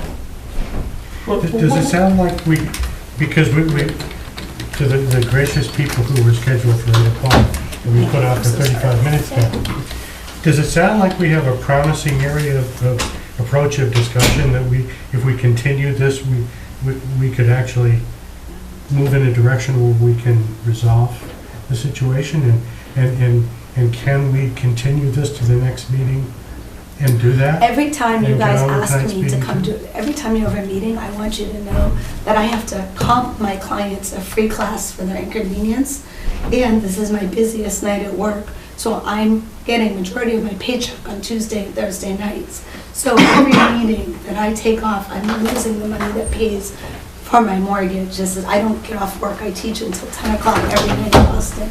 So each one of these meetings costs me thousands of dollars. So if that's a no, then I think we also didn't really discuss the movement of the shed, so I don't feel like we had sufficient information No, I don't submitted either. about that. You So don't have do you- significantly, I want to make sure I'm clear on this. Yeah, I didn't- You don't have significant information on moving the shed from here to here? She which said is- sufficient, not su- significant. She Okay, said sufficient. sufficient, excuse me. From moving the shed, where you asked me to move it, to the farthest most point on my property that we could move it, that's fenced in.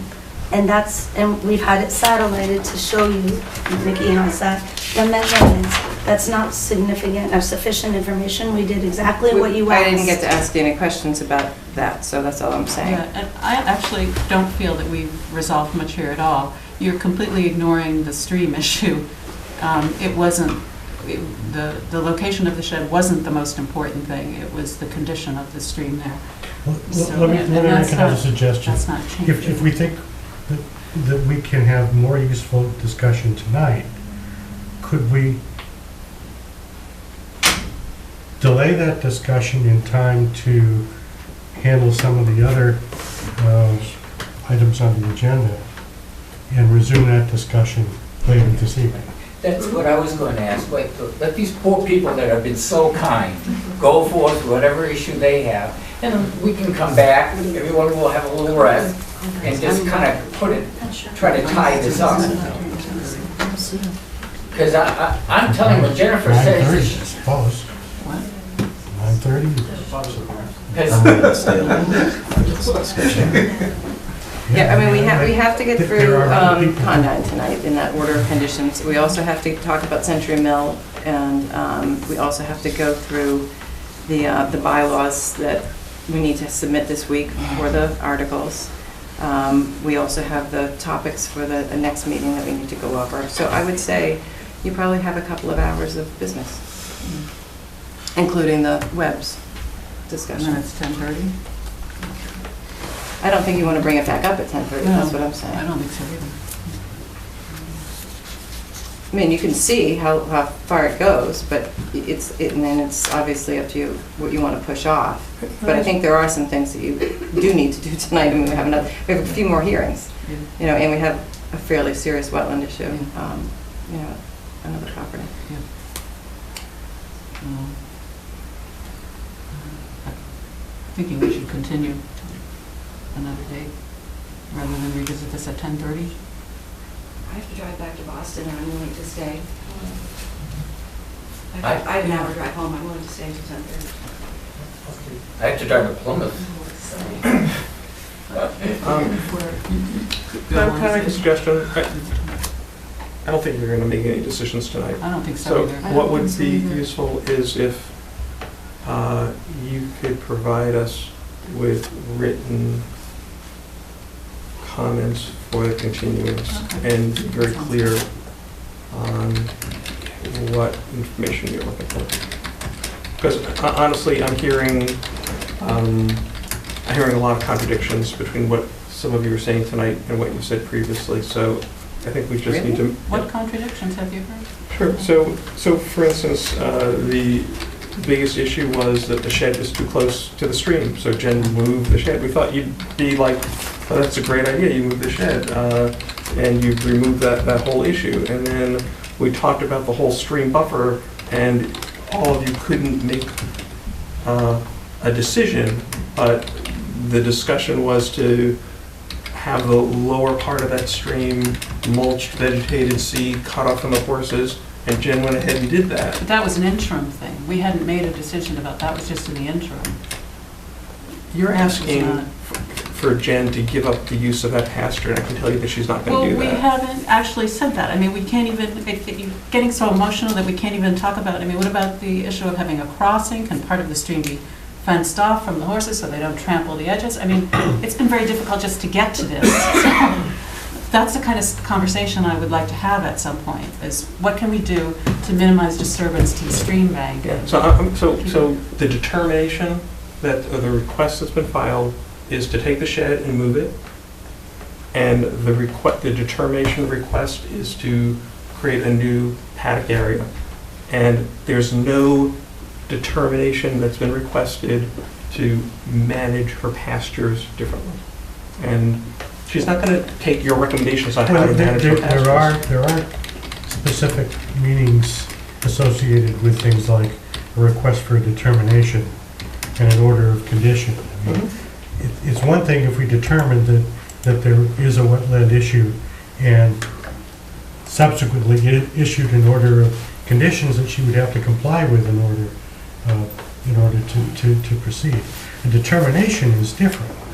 Determination doesn't tell you what you have to do. That's exactly right. And so our expectation is that the commission is going to review this and issue a negative determination for her to move her shed and to build a new paddock further from the wetlands. That's our expectation. That's our request. You don't have to grant that, but that's what we're asking Right, well, that's for. something maybe on the condition of doing something with the stream there. But it doesn't sound like you're even willing to discuss the stream. Well, the intermittent stream Yeah. is right in the middle, as you saw, you all walked up it. It's right in the middle of that turnout. It's a very narrow turnout, and you've all walked it, you've seen it, and it's right in the middle. So I'm not quite sure, other than taking Carol's suggestion of minimizing the usage and moving horses off of it, how to keep that area and keep my horses moving and happy. We could put up a fence. You can't keep horses together and moving if they don't have a chance to get away from another horse. That's why turnouts are bigger than a small area. If we put a fence right here, it's a very narrow, small area. It's about 12 feet or something. And horses can't move quickly away from each other. So I understand the concern here, that the horses are going down, right? They're making all of that. And most of the animals, this is the riding ring, they do want to congregate up in this area because this is, where the barn is and where they get fed. They do come down here when it rains.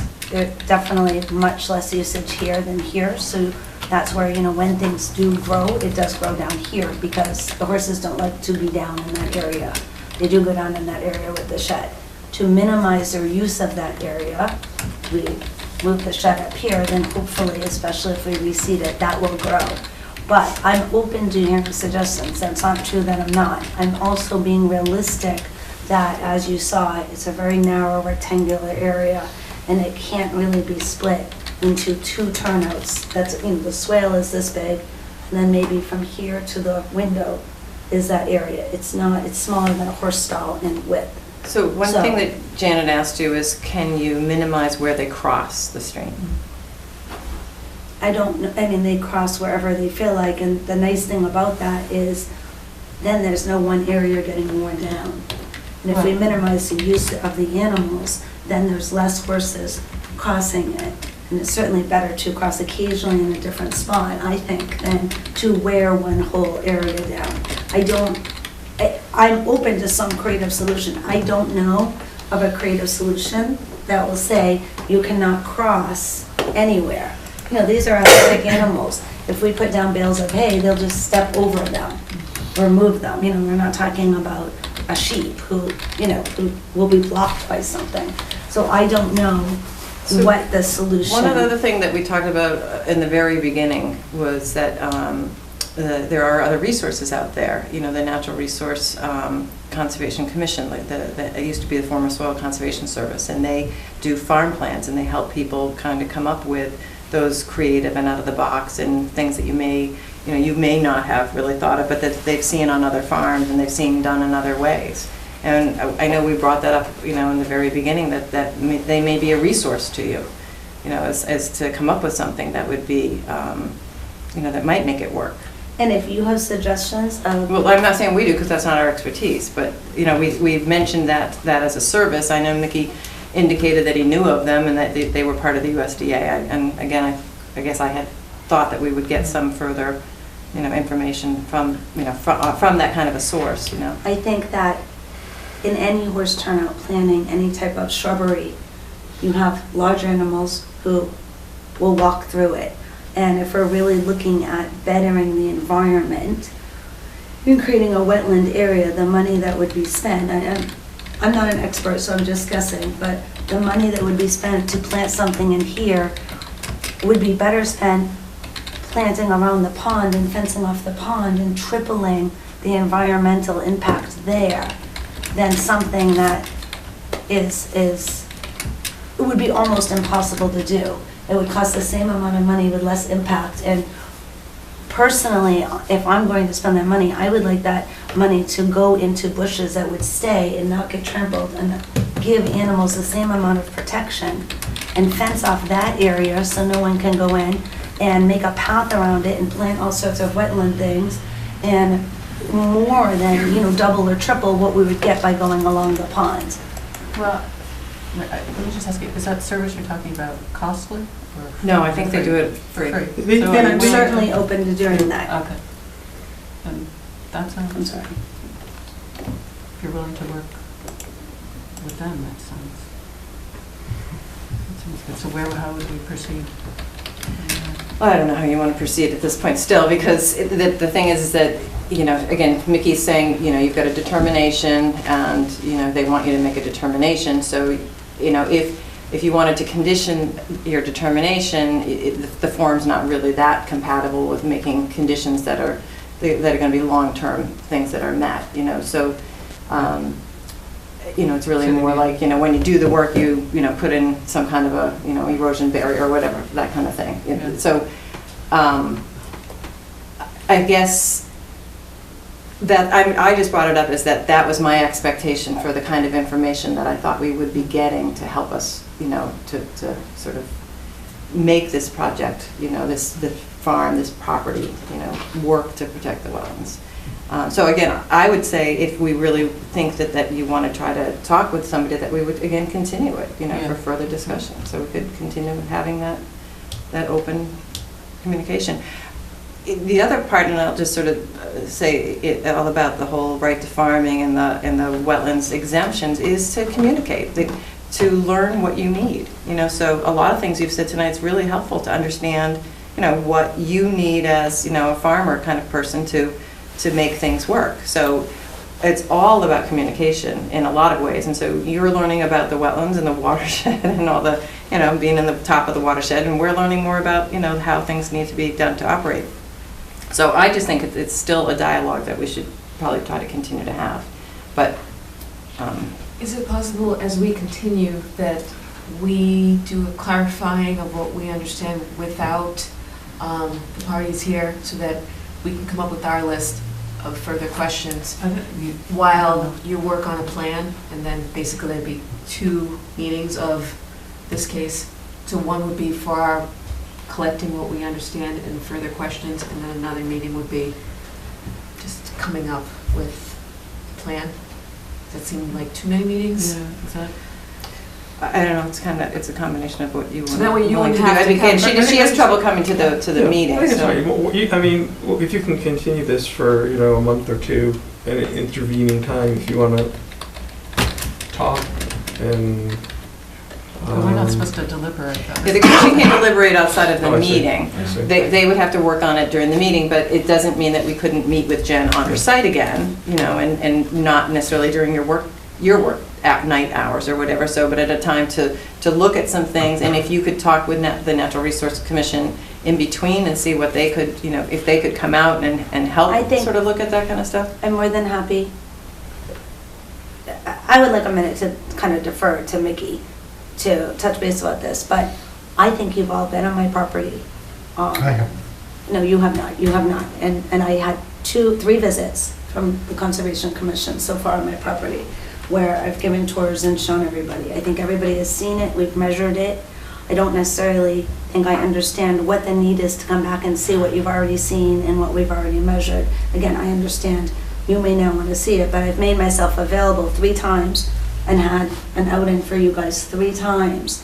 So, Well, because some of the things you proposed just now were like planting in an area and fencing an area around the pond. Now, again, I'm not the commission member, but I didn't ever go over there.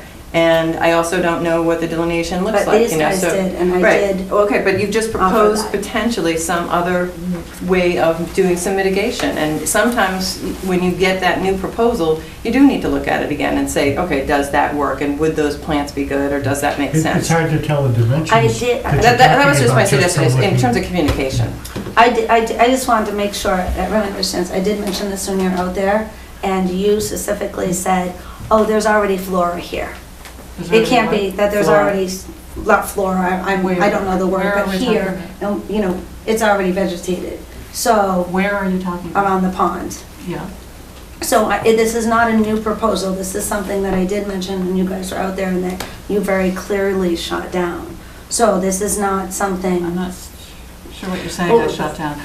Let me just back up a minute, though. I didn't know that Carol's main point was to get us out there to snoop around again. I don't want to snoop around, okay? I think she was trying to work around the fact that I don't think I used that word. you said that... I don't think I don't think I used Yeah, the okay. word snoop, so I just want to Well, make you sure kept that's not defensive what about I that, said. we were already there 3 times, so I guess Well, that's you just haven't something. Can I said I please made finish? myself available 3 times. You said that you, But Tuesday you nights had the were... option to come 3 times. So I did make myself available at the Right. time and dates that you asked for. Okay, and there was another gentleman who came at a different time who's not here tonight. Okay, let me do a little fill in here because she's not telling you. She works 6 to 7 days a week. Yes, I mean, I'm not and kidding. Carol So- was trying to so- accommodate that. This is, so can I do please you- speak? She was saying that Tuesday nights are particularly different. That's why Carol said maybe we could meet at some other time But what, if I could finish. to be Janet. convenient to her. Janet, so when she's saying, I've had you there 3 times, in her head, she's thinking, I lost work 3 times. Yeah. So that's why there's sensitivity there. And it is communication. I mean, you don't have that background that's what's going on. And she's really not thinking you're gonna snoop. There's really nothing to snoop at. Do you want to confer with me, because I think we need to probably move on to Yeah, I our think other we need to business, move on. I otherwise. think, Continue. I think we should just continue this to some date down the road. In the interim, it'd be useful to get from you a summary of the information you think you need.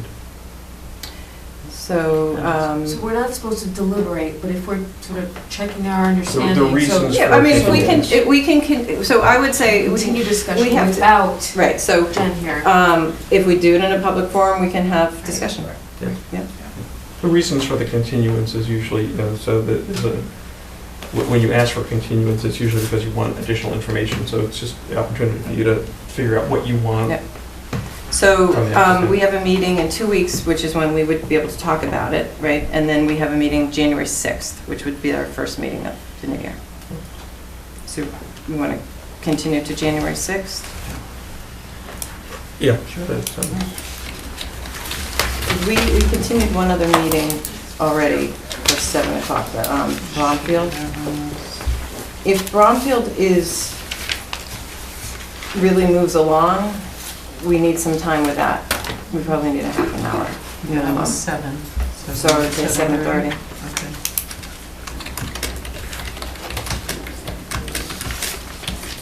I have a continuation form that we use too.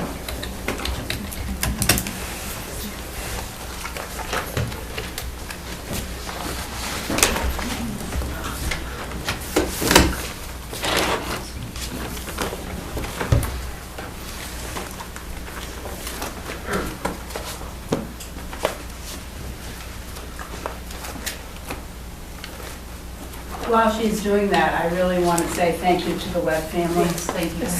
Yeah. Yes, thank you very much. I'd also like to offer to speak in support of the White family. We're really sorry that we held you up, but as you can see, this is a very emotional issue for Jennifer, and No, I've been, but thank you so Thank much. you. I understand. We have water. Be very careful. Might be next time.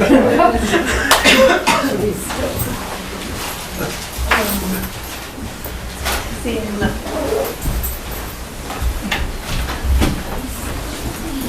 Thank you, Ivy.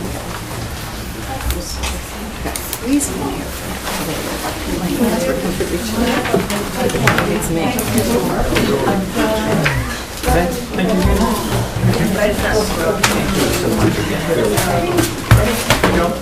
Thank you.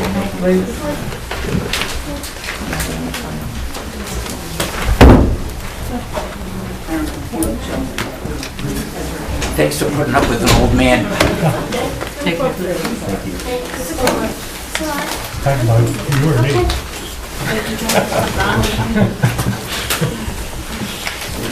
Thank you. Okay. Well, you want to follow that? Thank you. Thank you.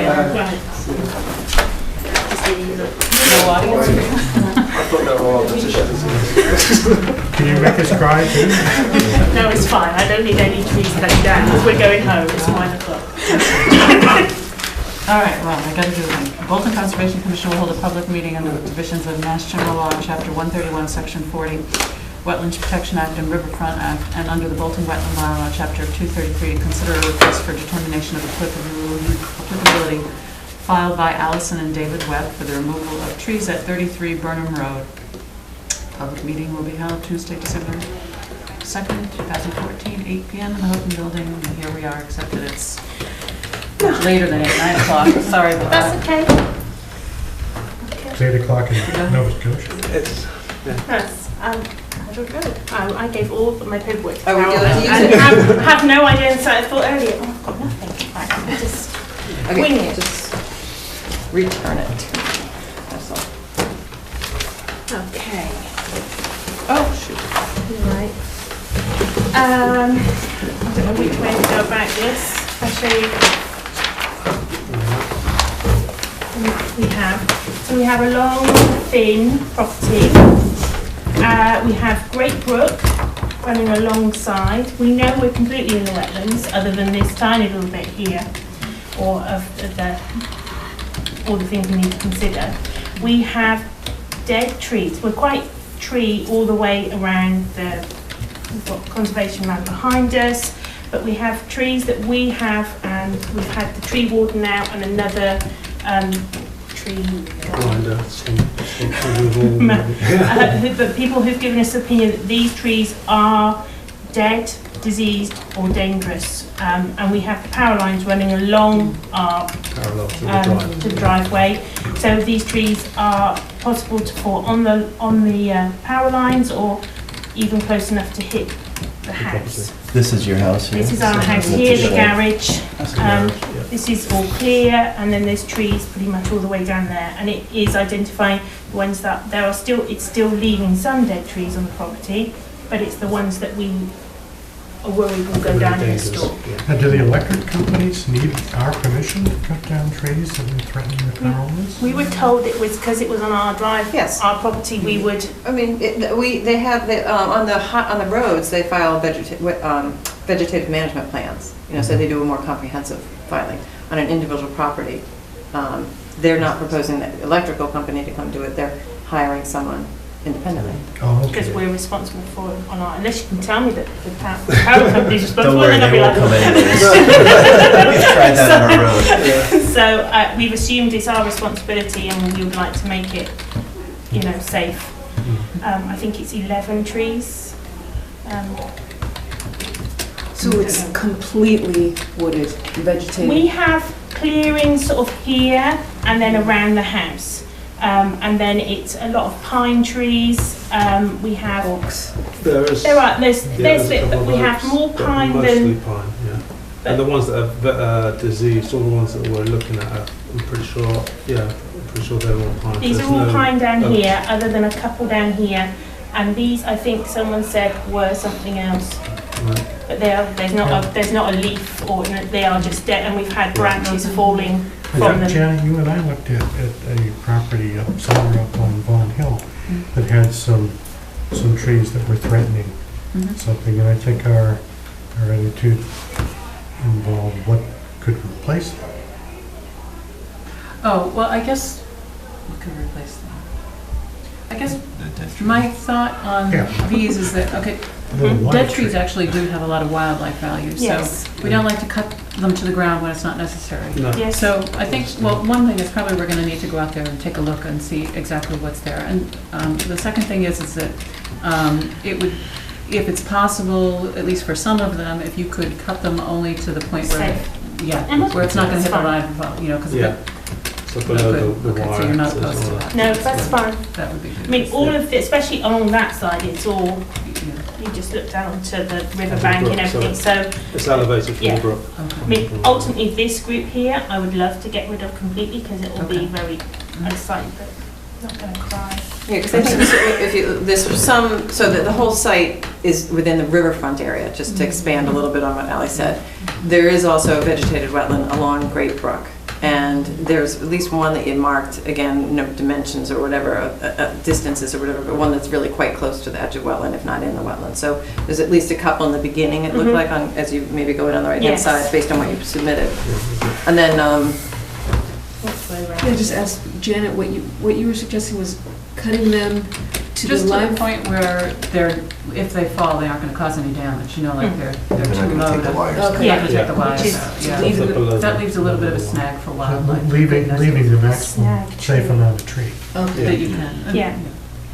And most of it I would be perfectly happy with. Like I said, that big group is unsightly, but then ultimately, Now, when you say some trees are diseased, do you mean that they're just, it's starting to decay and there But whether are all they- kinds of bugs that woodpeckers love yeah. that well, are in there? I did ask both the sort of tree professionals, is there a reason why we've got so many dead trees? Is there something there that, you know, and everyone, oh, I don't know, kind of thing. So I'm assuming, but this is their words, not mine, that they're dead and diseased. They're dead trees to me. And I am concerned that we have a really big storm, one's going to come down. We're already getting, as I said, quite a few. Well, the one nearest here is, you can see it's riddled. crumbling. It's riddled and it's crumbling, and it looks like And it leans towards the power it's lines. ready to fall any minute. Okay. And the ones here by the garage are also just dropping Branch after branch after branch, and we haven't seen on all of these. There hasn't been any greenery and no vegetation on them since we've been there, and that was obviously during the summer. And, beautiful. And How many total, about 15-ish? yeah, it's like 1, 2, 3. I think I said it was 12. I mean, 14 on oh, crosses. 14, yeah. Yeah. But that's not a large percentage of the trees that are there, is it? No. We said No. I think compared forest. to, It's, well, I mean, the amount of trees you have, they're going all the way along that drive. yes. And obviously, we've got them the other side as well, so there's... And I think that's also in your understandable. application, you said you wanted to also do some limbing of the other trees. So in addition to the Yes. 14, there's True, some other yes. limbing that you Well, proposed. I remember. Yes, Yes. just anything that was overhang or dead hanging Because there are some branches overhanging the power line where some of them are... resting on the power line. Yes, there are a few branches sort of hanging off. Just have them tidy. Would it be possible, are the trees marked, the ones that you'd like to have? Most of them are. There's a couple that the last time we had a tree man out, he said, if, you know, I would recommend you ask about those as well. So most of them are crossed. Yes, Okay. okay, so we're Yeah, going it'd to be go good to now. just go and, Visually, it's just Yeah, easy. that's Does it fine, have a that's no look? Yeah. problem. so we just go individually or set up I think we should set it up. okay. Sunday morning again? Yeah. Okay. 8:30? You get Okay. to the calendar. Sunday morning, I know. That's Yeah. fine It's with a weird us. time, but- That's no problem in our As long as they're marked, Yeah. that would be great. So Make if, sure. if there's a couple that they said in addition, either maybe flag I will go, something or... yeah, I will go in and make sure there's a Yeah. white cross on all the ones we've Okay. marked on the map. Yeah. And any additional ones that we were talking about then? No, That's it. that's the There's no one. addition. No, there's no addition from the Okay. crosses, it's just, I know I haven't marked everything. Oh, right. Single one. You guys aren't related to the other webs on Burnham, right? No. No, we're not. scarily so. Then you look different Yeah, from we the did, webs I know. Do they talk the same too? Frank Webb no. thing, isn't it? Frank? I can't remember. I've met the guy who's Frank, I'm not sure. Fred. Fred. Fred. Harriet. Name now. Fred and Harriet. Harriet. Fred. No, because the post lady was very concerned now there was two webs. Yes. So if you're going to do a site visit, then you need to continue this Okay. to your next meeting, Okay, which is? December 16th, and we had one hearing continued at 7, which is The DPW. the Long Hill Road one. Again, we haven't had that one in front of us for a long time. We should go till 7:30 for this one? I think you probably should just, Okay, so December 16th, 7:30 for the follow-up hearing. That's fine. Hello. Will Sorry, there Sun something Forum. to invite,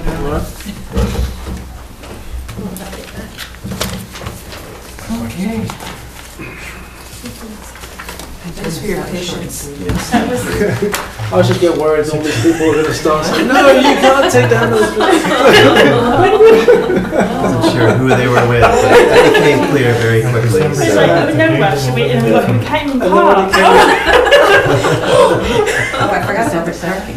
I mean, I didn't know they were coming, but I forgot. Don't tell Yeah, me. you wouldn't I want don't to. know. I don't It was know. fun, we just Nick, parked you it did- by school. That's not possible. documents and December 16th.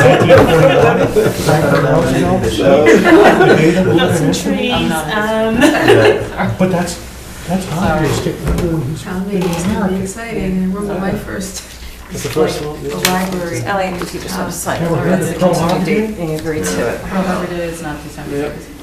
That was December This is 6th? the first one. Yeah. So at that next meeting, if, what generally happens is the commission will make a determination typically then, and if you have a sense as to whether you think they need to come back in for more public discussion, or if you have, you probably should come, somebody should come. Yeah, But that's fine.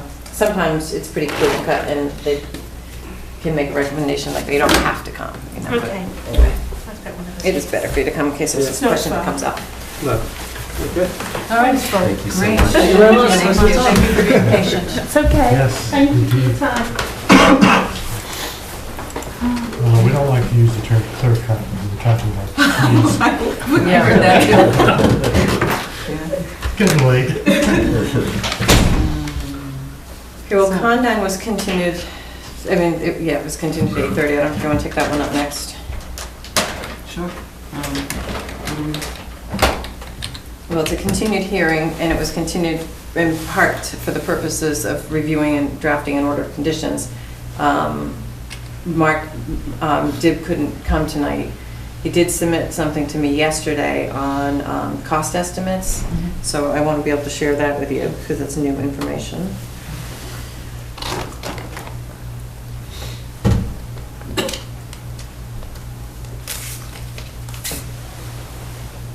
I don't know if we'll have a chance to discuss this, but I felt like the previous meeting, you know, with so many people, I don't know how often that happens, but, you know, I felt like we could have been maybe there's a more efficient way to sort of address a situation like that. I was scrambling to just understand, well, My what do heart we was do? jumping out of my chest. Yeah, I mean, there was a couple of things that jumped out at me. You know, the one gentleman, her father just dominated the whole thing, and I actually felt like, you know, with so many people there, they had something to say, and, you know. And I think they did because he said it all for them. He was a spokesman. I mean, I think that's how it Maybe. seemed. After the second person spoke, we asked if anybody else had anything to say. They I didn't didn't. even feel like I Yeah. could say what I really thought because I felt like they were a lynch mob. Yeah, you But heard it- comments and. It's too bad that we were having a really good, open discussion, but because of time constraints, we weren't able to let it go perhaps as long as we Really, could. time, I don't know. I just, the other thing was I felt like we really needed to focus on Vickery and her lawyer, and I don't know. But he's a consultant, environmental consultant. Okay, the consultant. Although we acted like a lawyer. I just don't know how much the people added to real Exactly. progress. Oh, they didn't add anything. I mean, I don't know if They turned it into, I felt they turned it into an emotional thing, which kind of made me that's feel what I meant by bad. feeling, but it Yeah. makes you feel bad for doing your job, and we're Yeah. just doing your job. I mean, Yeah, I definitely felt that as well. I had things to say that I wouldn't dare say with them there, because I was afraid. Yeah. I didn't Well, want them, Sherry called me, what did she call me, a witch I think hunter? we're on record now. Yep. Oh, that's okay. indeed. I just was thinking maybe, I didn't know if it was appropriate to talk about if this were to happen again. So, did we, I don't know, we didn't get a heads up that so many people would show No. up to the meeting, right? You never know, that happens. So there was a half an hour allocated, was that posted? Did they know they had a half an hour? or The was that- agenda's posted, it's on the website, and it's sent out both on the calendar and both on our website, and, you Okay, know. so we could have just said, there's somebody else in queue, and we need to stop at 8 if we had to. Except that we don't generally do that. If we want to start doing that, we should do it. I didn't feel like we could do that just for her case, you know, because we haven't done that to other people. You know what I mean? You We've mean to gone let over them go many and a stop time. them. Yeah. Yeah, to say Right. we only have this slot for you, Right. because we haven't really been doing that. Yeah. I would love to be able to do that. I just don't know that if we can really, we as a group can pull it together and do the cases efficiently enough to actually do it in the allotted time. It seems like we rarely can, except for a Yeah. very simple, straightforward. Now, I wish we'd known, and it's impossible to know this, that the one that is going to take an open-ended amount of time could go last. You know, they can take as much time as they Well, need. The problem with But that we is don't know. we're exhausted. I mean, 10:30, I wasn't going to be really conscious. This crowd would have never I left. can't They would really. have, I mean, I just felt like we would have discussed this probably midnight, you know. I mean, I think Oh, there it was a gone lot to forever. say, Yeah, you know. I think we need to make a decision as to whether, are we going to stick to the times and then just tell people, oh, it's 8 o'clock, so it has to be continued? Can we do that? I mean, Well, Yes, you haven't- can do that. There are, I mean, you have a lot of flexibility in how you run your meeting. It's up to Okay. you how you run your meeting, right? And so there's been some people who have said to me, oh, you know, this other town, they put everything at 7 o'clock and they don't have any other time constraints, you know, so they can open other hearings any other time, you know? Oh. Other people have said, no, we go in and you're going to have 15 minutes, and if you don't finish in 15 minutes, you're going to have to continue it, or, there's not enough information Well, we that's should- maybe been discussed or presented, Maybe we should make that a policy, but we might want to make, it seems like we rarely get done in the allotted time. We might want to allot more time. Yeah, I think setting the expectation, right? Like, Yeah. maybe if we upfront would have said, okay, you have a lot of people here, we've got a half an hour. Right. How do you want to manage the time? Well, I was Because trying to say that to her, you have this, it depends on how you want to use your time, but I didn't feel like we could say, we have to stop at such and such a time, because we generally don't do that. Yeah. I would like to suggest that we postpone this discussion to one of our offline meetings. Yeah, that's It's not fine. necessarily Yeah, on the that's fine. record, And when Well, we don't they're all have going other to be business public, before us? just so Yeah, you they're not know. gonna be on the record. They're all Okay. public. Because you can't, I mean, and you're not really deliberating, you're really talking Yeah. about In general, how you like, do if things. this So it's not, happens We're again- not, it's we're yeah, not talking right, about any right, specific right, case. right, Yeah. yeah. And so that'll be fine if we decide, and we should be able to get to that agenda. The last thing I would just say is, if you feel as though you need to have more time for the wetland things, then you really need to think about whether you want to assign times to the other things, because, obviously, there's a lot of other business that has to occur besides just the wetland stuff. And so, maybe you put the wetland stuff at the end of the night.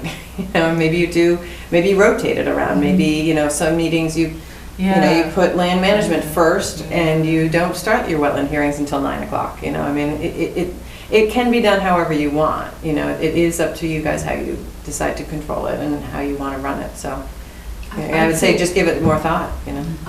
I'd say to give ourselves a pat on the back, because we did allow for more time. Yeah. I think maybe if we had said, how many comments are there going to be, and then maybe stretch it out, I think by asking the Webbs if it was okay. I think we managed it okay, but Yeah, I think certainly they're we okay. could have managed it better, but I think We did okay. Under the I mean, circumstances. yeah. Yeah. I mean, I think to hearing about the individual's concerns about getting here and people driving, I mean, there's a certain amount of fairness that These you people, have to listen to people. yeah, we do, and these people are the public. Yeah. And frankly, I thought it was pretty tame compared to how it can be, given that it's anybody in the public. Just time consuming, and it kept us from actually getting. Right. I didn't sense we were going to make a decision on it, so. Right. I guess I would be concerned if we were going to switch up the order and say we do wetlands last. It seems like the majority of people that are coming are for the wetlands. Yeah. So I'm just if we're saying that pushing that's it an off, option for you to get other business done. I see the meeting getting even longer Yeah. by Well, putting that them might at be. the end, and that's Yeah, I think honestly, that's that's not You good. never know. Sometimes you I mean, you want might that become time more constraint. efficient when it's Well, like. no, I No. think I need the clearest. When you need time. information and you're not getting it, it drags things out. Yeah. Yeah. So Yeah. this is partly what's happening here, so. I don't feel like I can do that. The wetland stuff is the most difficult, and I don't want to do that when I'm. I was just throwing that out as an Yeah, option. yeah. I just am saying, you can't let the other stuff get away. So if you decide you're going to give an hour to each wetland public Oh, not meeting. necessarily. Well, I'm just saying, and you said, we need to give more time. Well, for some, yeah. Right, so you just need to think about it, because the other business really needs to happen in order for us to function as well. 6 months from now, it might all go just faster with the new members, just knowing more, and we're all, no? Ever since I've been on it, It's always it's always been like this. It's always difficult when you have, as Maria said, the information's not provided that you feel is necessary, and when you're doing an after-the-fact review. And when they're difficult and complicated. Mm. And we have 2 examples on the agenda that are difficult and complicated, that makes it longer. But in general, I don't think this is normal. I think in the past, it's moved better, just because it's more straightforward stuff that we've dealt with. Well, one of the reasons So- why I think it was more difficult tonight is that the main plaintiff, if you will, is not used to any of these procedures. When we get somebody like Bob Pace, he's a developer, he's been here before, he's gone through a lot of developments, and he brings a consultant who's been here countless times before as well, and everybody knows what the questions are going to be like and the terms that we use. She's never been here before and doesn't know what we're talking about. Right, but she did hire a professional. But who that's is only very 1 out of familiar. 2, not 2 And- out of 2. But you would think that he would be able to provide more information. That's a Yeah. discussion we He can seems have very offline. unwilling to do Yeah. so. Yeah, I think you're So- making a good point. So, this is going to be difficult because, we want to work with these people, but they don't really want to work with us. They don't. So.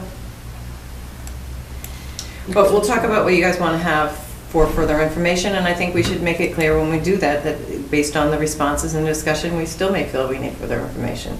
That we do feel it's a as I tried to say, a learning process to some degree from them and from us, trying to educate them on that stuff that we need to have for information, Yeah, I think the term is discovery. It's a process of discovery. And we don't even know what the questions are sometimes until we start digging. So, back to Condyne, I'm gonna just pass around what they submitted for a security escrow. So when we talk about it during the review of the wetlands order that I drafted, then you'll know kind of what was included.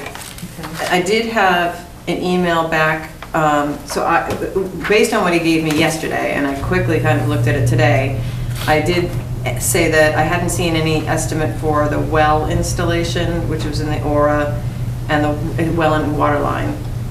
And on the plan, it shows it going through the gravel driveway, and so there wasn't any restoration, and it's on the portion within the Aura. And then I put some gravel driveway, I believe, within the Aura as well, that was new. And then I said I also didn't see anything for, and this is one of the things that I want to talk to you about, is the building construction part that's in the Aura and the pavement removal. And I also said I wasn't really sure that I understood the allowance for the bioretention installation. And I said, do any of the figures include labor? And then I asked him if he was coming tonight. So the response that I got, let's see, where did I put that? Maybe I didn't print that out because I just got it tonight.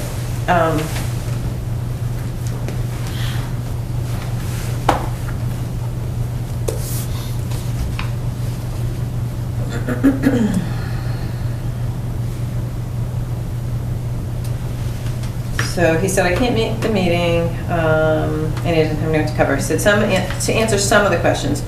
He said, the building is not included as it is proposed outside the Aura. So I want to look at that on the plan, because my recollection was it was within the paved area that was already pre-existing, but I thought it may have been in the Aura, so I just want to double check that one. I mean, he's probably right, but the gravel drive is being modified and actually moved more out of the Aura, so I didn't consider it, but can if it's required. So I guess to me that's news that now the gravel driveway is being moved, so is it not a defined, is it not going to be as defined as shown on the plan that we're being asked to approve, right? And I don't know where it's being moved. He didn't give me any information on that. Didn't you mention that last time, that he was going to move the driveway, that gravel driveway? No? I don't know. I don't remember that. I thought it looked close. Did he say where? I remember him saying it was going to be outside. And I only that's remember not talking reflected about on the plan. well, that they didn't know where the well was going to be located yet until they went to DEP. I really don't remember the gravel driveway. That's part of That's the one that's discussion. going out to The gardens and the ball right, fields. yeah.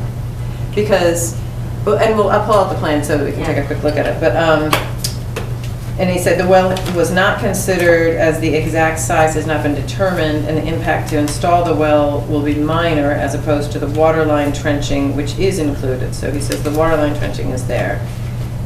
We can add a well price if required. I mean, we have typically had them do both, the water, whatever portions in the resource area, we have had them put in. We had it on Rising Tides just recently. We've had it on Pace in other cases. So, be consistent, I would say, we would require that.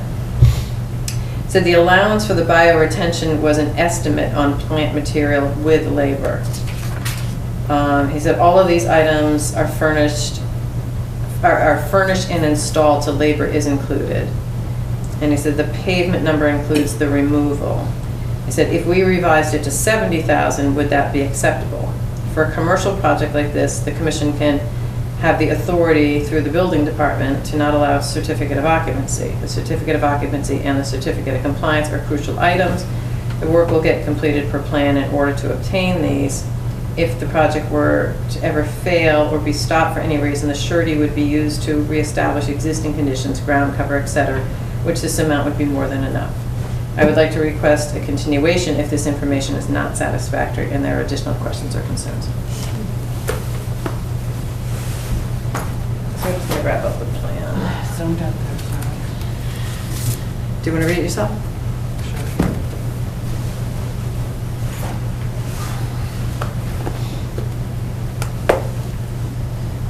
You're welcome to pass it around if you want. think this is the revised plan. We got in the last meeting.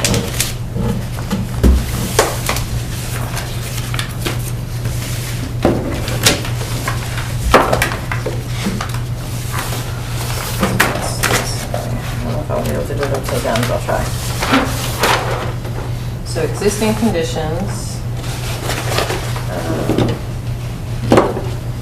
An existing parking lot, aura in existing parking lot, one existing well, two existing wells, he doesn't show that third well, I guess that's the new one.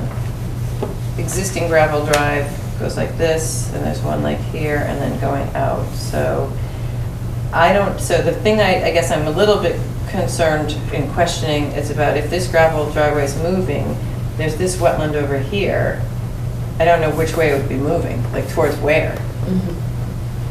So to me, that's something that is somewhat significant. Yeah.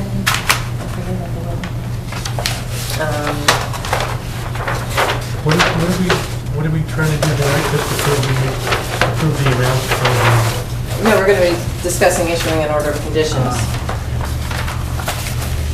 We didn't close the hearing because sometimes questions come up, and at the last meeting, we asked him to submit the estimate, and I didn't get it till yesterday, so I didn't have much time to, review it or comment on it with him. So this is existing conditions. I'm going to move that.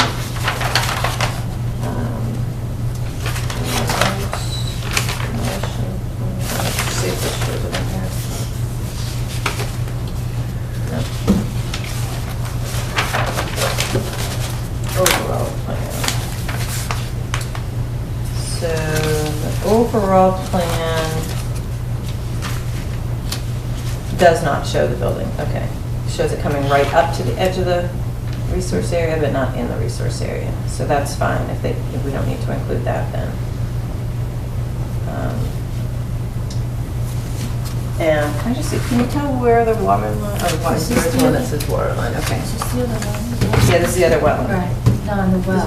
Oh, the well, yeah, so this is, but what he said is, it's proposed, but the final location is still to be finalized. So they haven't actually finalized that installation. Yet, he's included the water line costs of 200 linear feet. What's the scale on this? I did bring a scale. Sorry? 160 feet. Oh, no, 1 inch is 80, so 80, 160. So, yeah, so that's about right if they keep this one. They're getting rid of this one, and they're keeping this one, so that would be sufficient. Anyway, I haven't measured the other distances or anything like that. Wait, they're getting rid of this one since there were Is this new well to be relocated as required by DEP? So this will be too close to the building because it puts the zone 1, the building into the zone 1. So they have to decommission this one. But they are talking about using this holding tank for irrigation, like here. This is the one of the things that he said.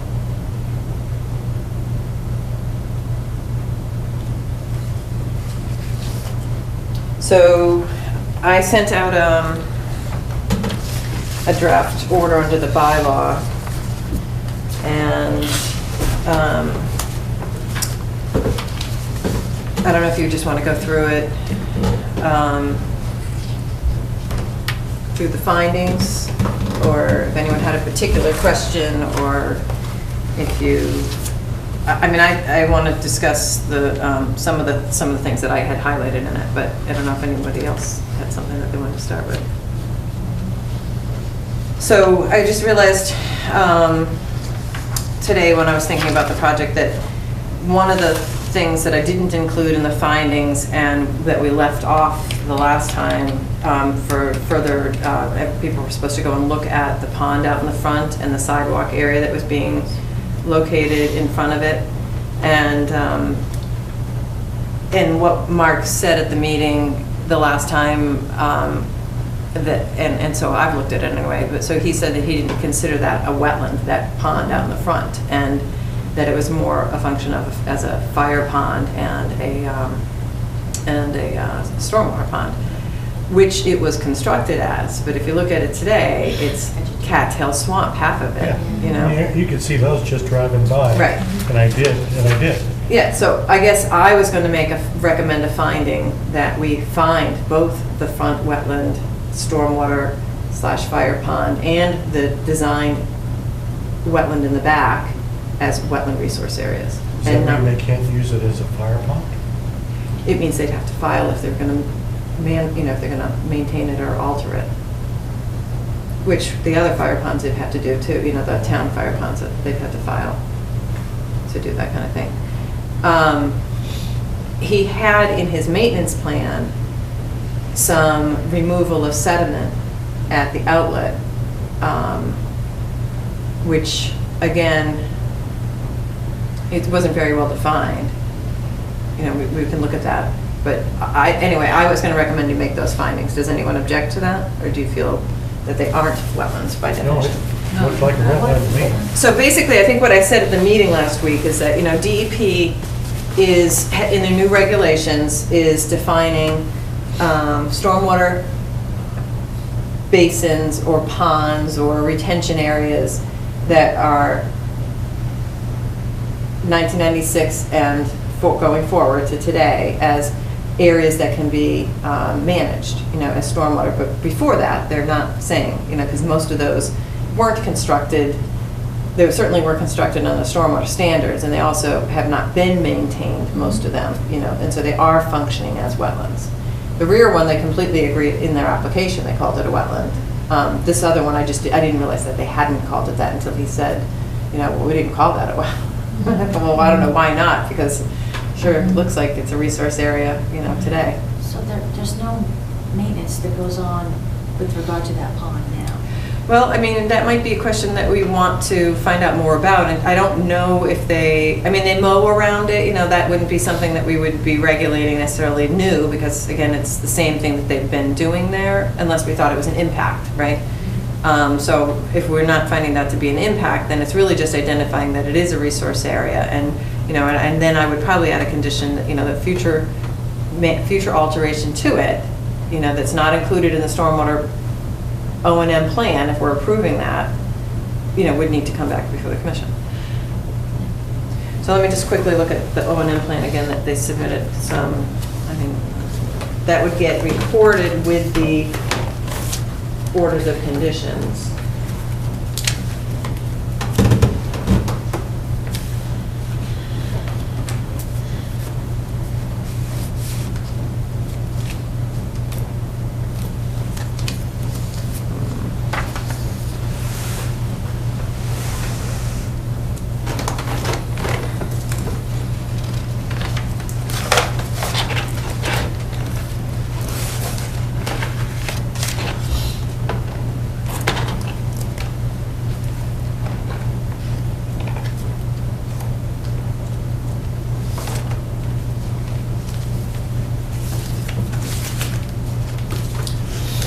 Is this a pond here, Jim?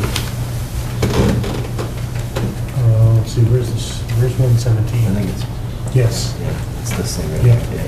Yeah, I mean, you could drive by there and you don't even have to slow down. Yeah, You I can see see it. it. So he said the existing stormwater management basin, is how he defined it, shall be inspected and maintained at least twice a year and and after every storm in which runoff drains through the overflow outlet. Specific items to be inspected shall include inspection of all inlets and outlet control weirs. Major basin disturbance is not to be performed. Sediment buildup to be inspected in the area of the fire pond storage and removed as necessary if storage volume is affected. I don't have a problem with leaving that in as the conditions, but I think we'd want to clarify and modify it in some way in the order, you know, that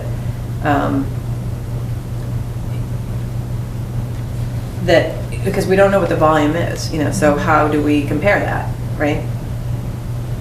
So maybe they need to submit the volume, you know, the necessary storage volume to us for the fire capacity.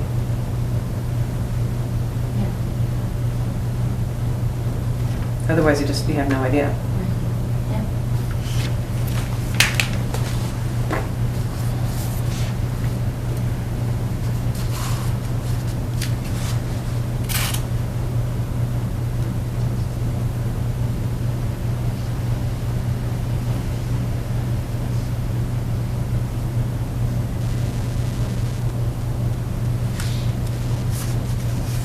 So, I guess then, on the point of the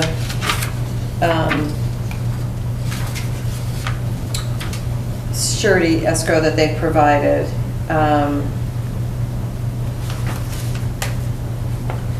in his note, what did his note say again about the 70%, going up to 70,000? What was that to include? What, he added that, oh, can you pass me my iPad? Oh.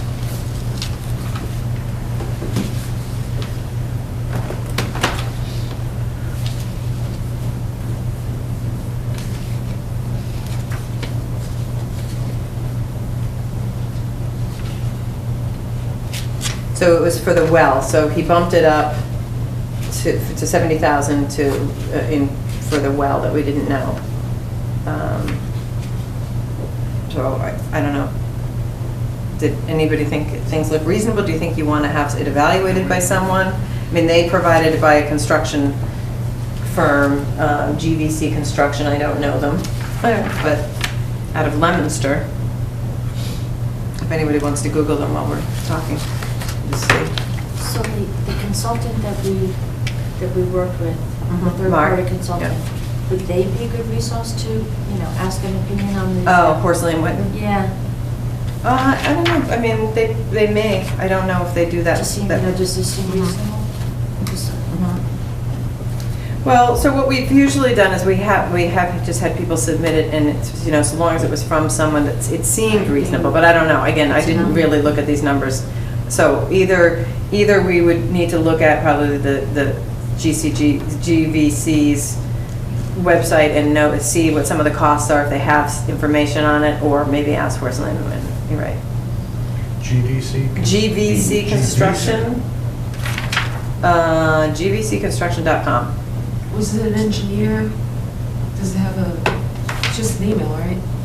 Yeah, this is just an email that gives his name as Michael Valenti Jr. And then in his other email, he says... No title? No.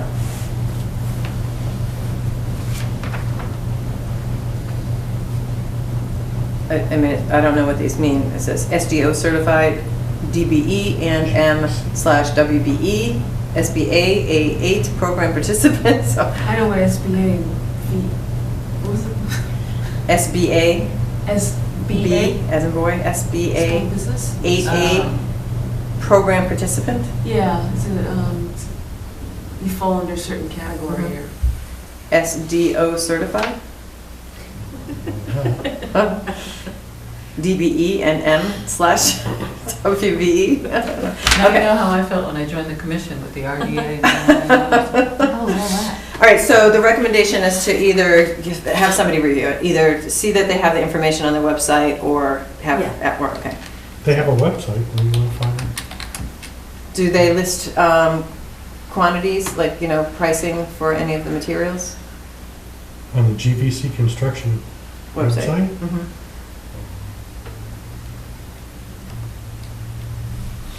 Certainly not on the first page. I'd be surprised if they posted pricing on a website. If we wanted that third party to give us some feedback, do we need to pay them before? Well, I think we have some money left over because we didn't have them in at a meeting, but I think we need to talk to Mark just to let him know about it. that. Yeah.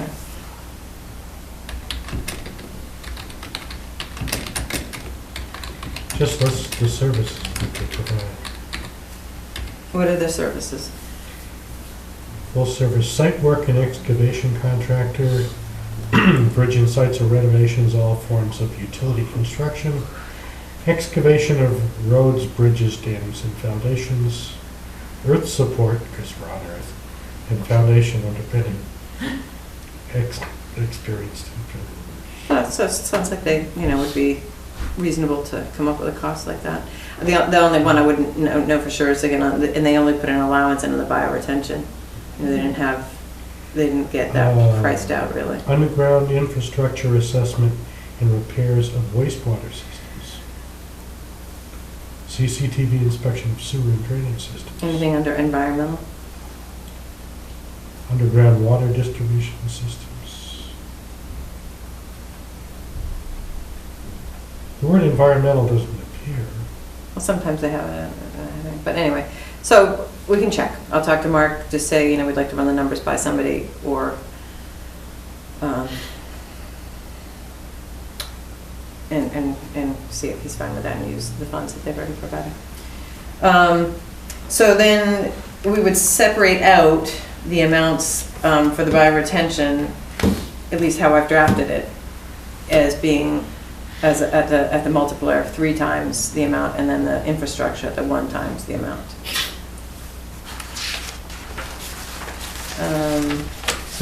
I'm sorry, just as a newbie. So the estimate that we got, we're trying to see if GVC would corroborate those numbers. No, GVC is the one who gave it to us. They gave us the numbers, and we just were checking to see if they were legit. Yeah, they're good. Right. And okay, and then the money that we put in escrow, is that would be some multiplicative number of that as part of the order of conditions. Yep. Okay.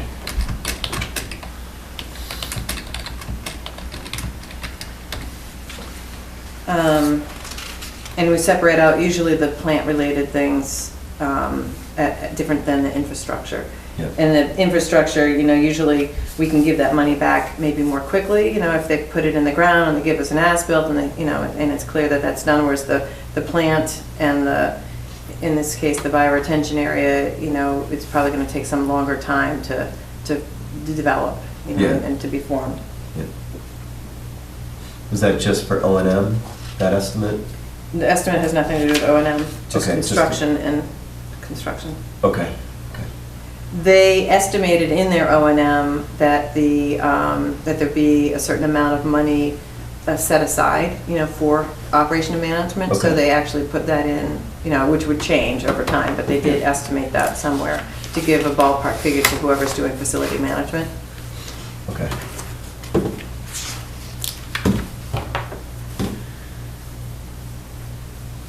So the way, you know, it's separated out as sort of pre-alteration conditions. I won't go through all the standard ones that are in here unless you have a question on something, but one of the new ones I added in was prior to any alteration of the site, the owner/applicant shall identify suitable locations outside the adjacent upland resource area for staging of equipment, material, and any stockpiling, soil, pavement, or other construction materials, including porta-johns and trailers. And then we get into more special conditions, again, more special being that they're not in all the same orders of conditions every time. I had that the drainage system shall be maintained in accordance with the operation and maintenance plan recorded with this order of conditions. This shall be a condition of perpetuity and shall be included in the certificate of compliance. The owner/applicant shall provide all facility management companies with copies of their operation and maintenance plan, and this shall be a permanent condition. So this is number 25, Liz, if you're following. Yeah, I am. And I was just wondering about the owners turning it over. How do they ensure that the plan's followed? I think we had some kind of discussion about that.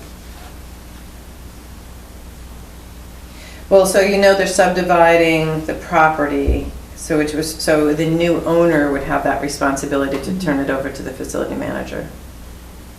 So whether it's the time, if Conrad still owned it for whatever reason, they would turn it over, you know, if there's going to be somebody who manages separately for that other parcel.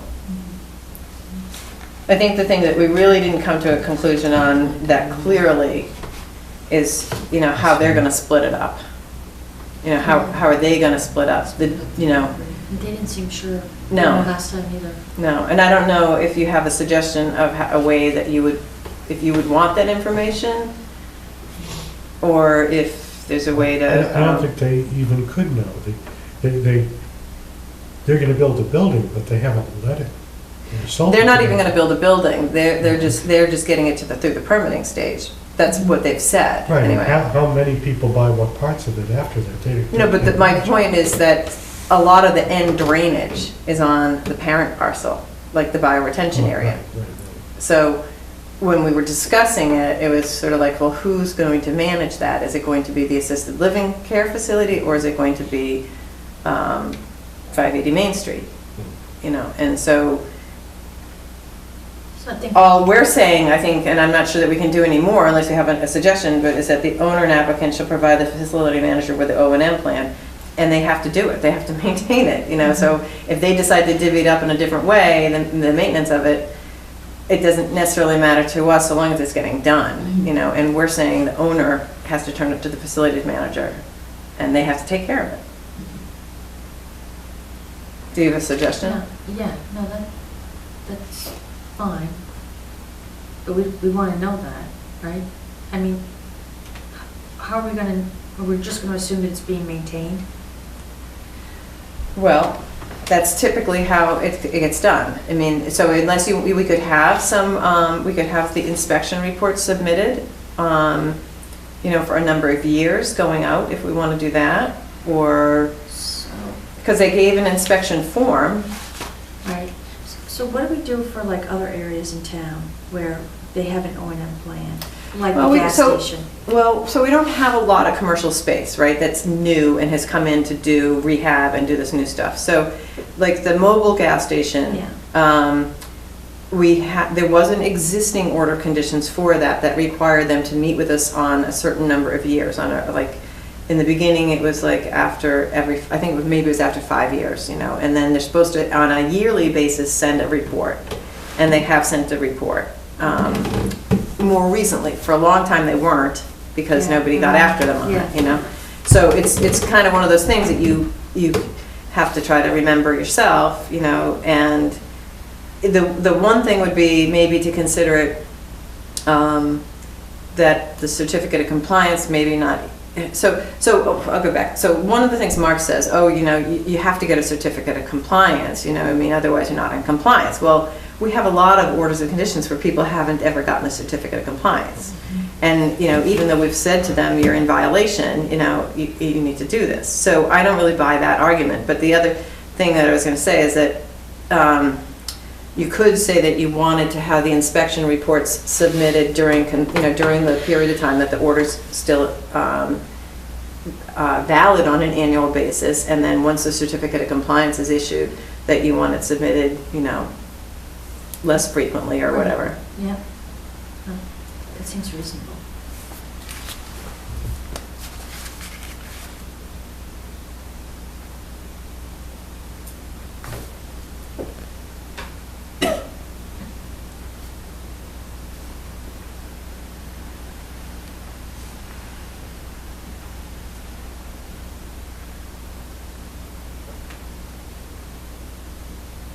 Would you say, I mean, you know, it's supposed to do this after every storm, you know, if you read through the thing, right? And after, and in the spring and the fall. So during construction, it would be during those periods, they submit the reports. And then after post-construction, be on an annual basis for 5 years. To be consistent with what we've done in the past. Mm-hmm.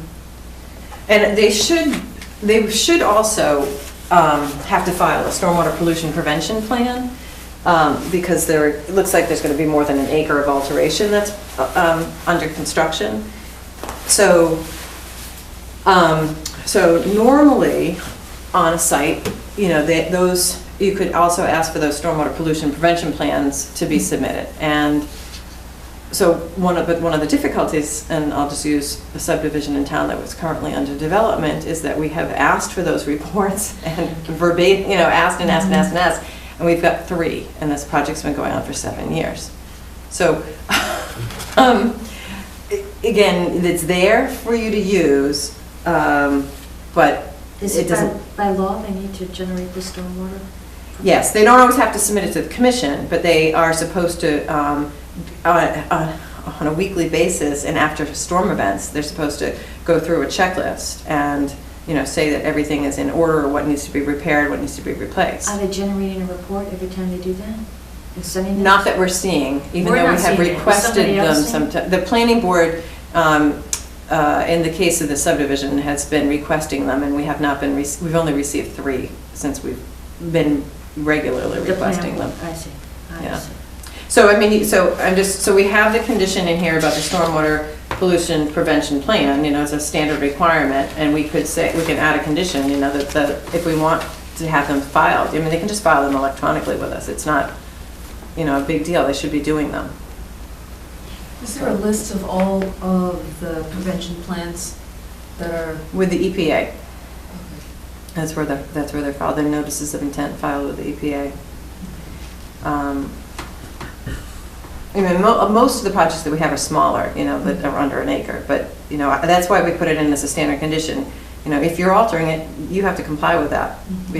It may be separate from our regulation to some degree, but we want to make sure that you're aware that you need to comply with it.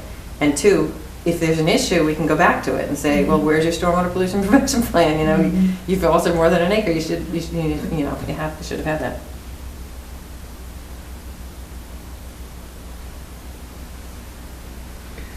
I suppose it's more important that they generate the plan and that they look at it than that they file it with us. They don't file it with us, it's the report, so it's the inspection reports that we want to see. Because we can look online, to see the report, to see the notice of intent that they filed. But it's a fairly standard form of what you check for. You check your erosion controls, you check the catch basin, silt sacks are cleaned out, there's all those sort of standard things we look at. All right, I said that the owner/applicant shall obtain any and all easements necessary to build and maintain the drainage infrastructure. All easements shall be recorded and the book and page numbers provided to the commission prior to occupancy of the assisted living care facility. So again, I don't know for sure that they're going to need easements, but you would think that they're going to create some easements, to handle all that. So I think we should just have that, that information, and before they can occupy. I mean, he's the one who brings up occupying as, you have control at that point. All right, 26 that I threw in,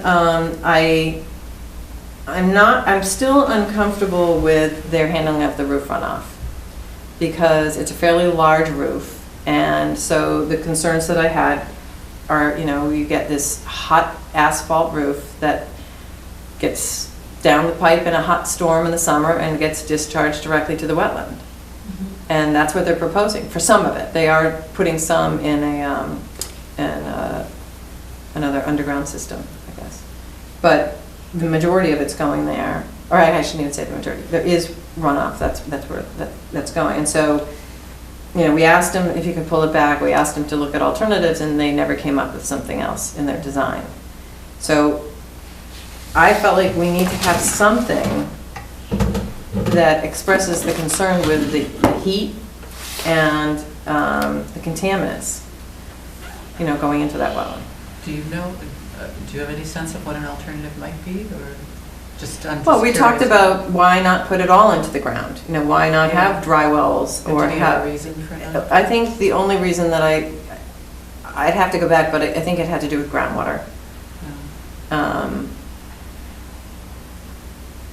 What do you mean, like it would seep up because it'd be just? Yeah, that the groundwater is pretty high in the area, and so put a dry well in it, it just fills it would up. just be filled up, and so then. But I mean, even in that case, it's going to run overland more than it's going to run directly to the If you don't wetland. have the building there, you get the same amount on that ground. I mean, the other option is just to say we're not accepting that. No, she But means, superheated, she though. means it's superheated and it carries. Right, well, that's different. Yeah, That's it's carrying, that's the Right. point. I mean, the other thing was just to say we don't agree, with that part of the design, and just say that we're not allowing the roof runoff to be directed to the wetland like that, and, they'll come back with something else. Yeah. That might be simpler. So the Yeah, let them figure superheated it out. part is what causes the metals to be activated and then basically kills off Be carried plants in and the water, it's- right? it's- It gets carried, it's. Yeah, the superheated part I'm talking about is more just like if you, it's such a hot flush, like when you get a rainstorm in July or something, so you get all, that whatever goes directly then into that wetland there might be a problem for the little microorganisms, So purely temperature, you weren't thinking of pollutants getting drawn in? I am thinking of Oh, pollutants too, okay. but I was also separating out the superheated being Okay. more from the temperature, more of a Oh, all right. temperature influx But- that might not, it might not flush through quickly enough, and you might kill off certain organisms that are, at that But the outlet warmer it area. is, the more the pollutants. That's probably true too. So Yeah, I don't know that part of the science on it, but I would assume that that's the case. Could they paint it white? I mean, certainly you could plant the roof, but that's a whole other, Yeah, that's a whole other Well, expense. I think we asked them in the Wouldn't very suggest. beginning, which not everybody was here for, we brought the roof up as an issue, and they said, that they were going to have like their air conditioning units and stuff up on the roof, and so it couldn't be, they couldn't use it in other ways. But they get painted white. I mean, that would certainly help with the heat. I mean, that's what they're doing in Europe. They're trying, lots of big cities are painting roofs white to reduce that heat. Like an So- asphalt material, you can paint that. I mean, so again, we don't want to design the whole thing, but we Right. want to condition it. So we can either condition it that outfall can't be located, with the roof discharge needs to go overland, and can't have a direct discharge. And you could say, and to minimize the heat temperatures, they need to come up with a design to lower the temperatures from the roof. Okay. Before it hits the wetland. Yeah. Yeah, I mean, so if some of it's sheeting off the front, which is then draining through the pavement, I mean, all that's getting superheated as well, but it's going through the bioretention area, or it's going through the long distance travel to the front pond, which is not as sort of as a direct shot. It has a longer way. I mean, you have to make people think, right? I think outside the box a little. You would think that they deal with. All right, so we're talking It's gonna be a new problem. no direct So- discharge. Yeah, it can't be no problem. And lower roof heat by, do we want to be specific about painting it white, or just Well, I think say it's up to them. they need to lower come the- up with a design that Yeah, lowers minimize the- to minimize, okay. Yeah, tell them what to accomplish, not how to get there. Yeah. Okay, so I may want you to look at whatever I draft. If I can't get it, like now I'm 10 o'clock, I can't get the words right out exactly. Why not? After such a smooth and easy. So then so this one's sort of easy. The split rail fence within the adjacent upland resource area should be fitted with signs that read Bolton Wetland Resource Area beyond this point at intervals of 50 feet. And that's what we required on individual houses. I figure the same is appropriate here. And then Mark at the last meeting agreed that a sign at the bioretention area should be located so that it would be clear that that's maintained differently, So a sign indicating bioretention area 1 shall be installed after the bioretention area is constructed and prior to occupancy of the assisted living care facility. Why just area 1 and not the others? Um, I'm talking about like.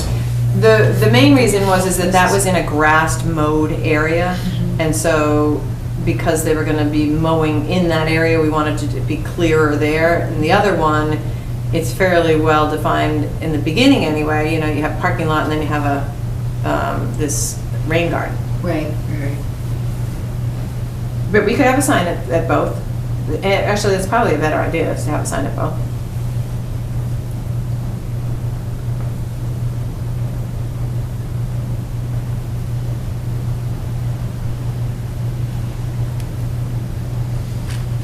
Okay,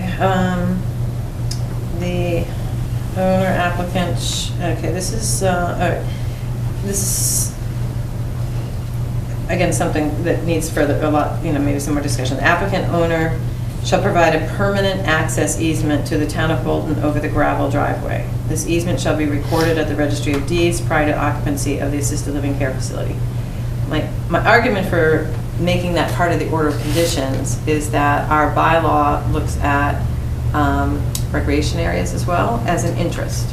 And so I think that we have that right under the bylaw to say that they need to provide this access with what they're changing.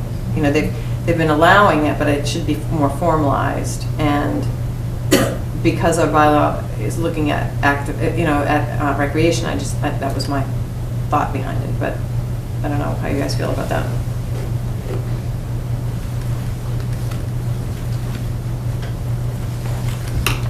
So there'll be easement to the recreation area? I didn't understand what you For said. access. Right. Currently, It should say there's a something. gravel access, but there's not, to my understanding, there's not any formal easement or agreement that allows us to, the town, or its public, to have access. Talking about where like the community gardens Yeah. people go through? Yeah, There's nothing formal there? not to my understanding. It would be nice to, Formalize it. yeah. Put it on the Because deed. it's- Yeah, I mean, I've already recommended it to the town administrator, because they're also doing site plan review, but in case they don't, or they don't get to it, I just think it falls within our purview in that part, that it's kind of mitigation, again, mitigation for allowing them to put the gravel access in so close to the resource area, and, that we need a way to get back to those recreational spots. Preferably in there. It's so hard when you go to one of these places, you look on a map and say, oh, we'll go for a walk, and you have no idea. Or if they're trying to get to the areas of the gardens and there's no Yeah. sign, you're in the parking lot, you assume that it's private. Nobody goes, nobody uses it. Well, and then if they put an easement together, then it can include, what you could allow in it, signs and so forth. And if it's registered, then years in the future, Yeah, things it's- change, right. you're still Yeah. something.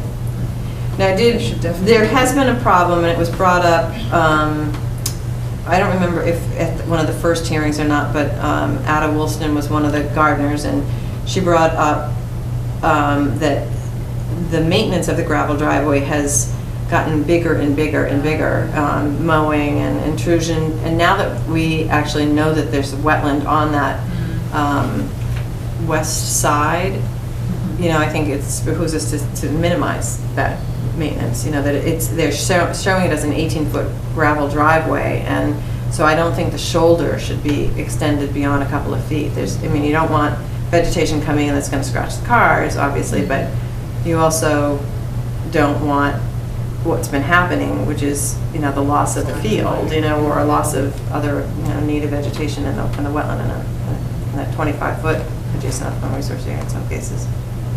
Do you think 2 foot's too small, though? That's my question. I don't really know what the appropriate shoulder would be for a gravel driveway. That's enough. I think that's enough. 18 feet, so you can have 2 cars passing. Yeah. Will the construction, this whole project change the way, the degree of wetness on that gravel road at all? Make it worse or better, or? I don't know that it'll make it any different. I mean, if you think about, I don't know the calculations for post-construction overall, but half of the project anyway is within existing paved area almost. So there will be new area that's impervious. I don't remember the split in the watershed. There's some that's going probably towards that wetland, but some of it's going to the front too.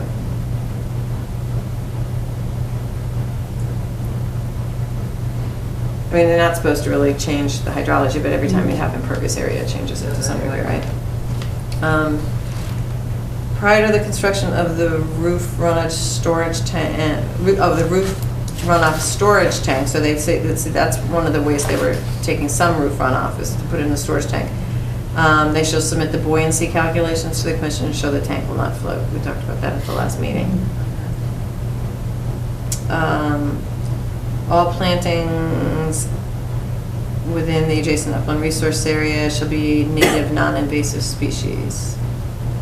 And then I just sort of added a note that the commission recommends native species throughout the project site, but we're not trying to regulate that, just to give them a heads up. And then I had any external emergency generator shall be located outside the adjacent upland resource area. So that was just something we hadn't really talked about, but for that kind of a facility, it would be most likely they'll have some kind of emergency generators, and I don't know if they'll be outdoors or not, but if they are, they shouldn't be added into them. They have to be. They have to. Yeah. Okay. So where would outside of the area?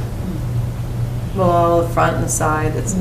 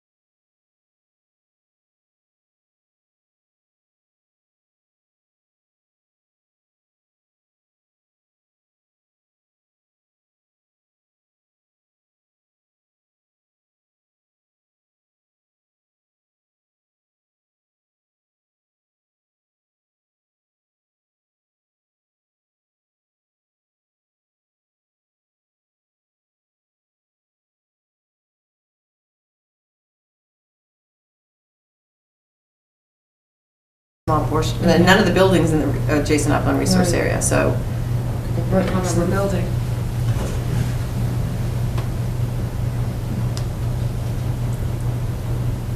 Um,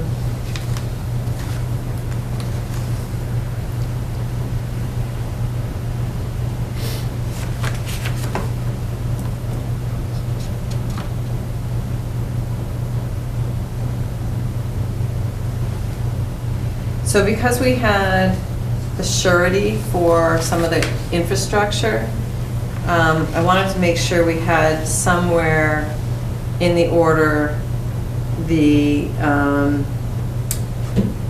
right to take that surety if we, so found that we needed to. And instead of putting it in that original condition, that talks really about the amount and what it's for and how it'll be released, we've had in some of our other orders under restoration of resource areas, whether it's riverfront or adjacent upland resource area, that's kind of the place it's been in. So, but this isn't really restoration that they're doing in any of this case. So I added under compliance, monitoring, and maintenance. And I added that the owner applicant shall complete the construction/installation of the split rail fence, porous pavement, porous pavement walkway, drainage infrastructures, gravel driveway repairs, wells, and the water line installation. I guess I would take out the building construction since we've decided that's not in. And parking lot construction, blah, blah, blah, blah. If the owner/applicant fails to complete the work, the commission shall give written notice to the owner applicant that the town of Bolton will use the escrow security money to have the work satisfactorily completed unless the work is completed within 15 days of the mailing of such notice. And anyway, that's sort of the standard language we've had, but just in a different location and for kind of a different purpose. Sorry. Pen wasn't working on that. And the same with the bioretention areas.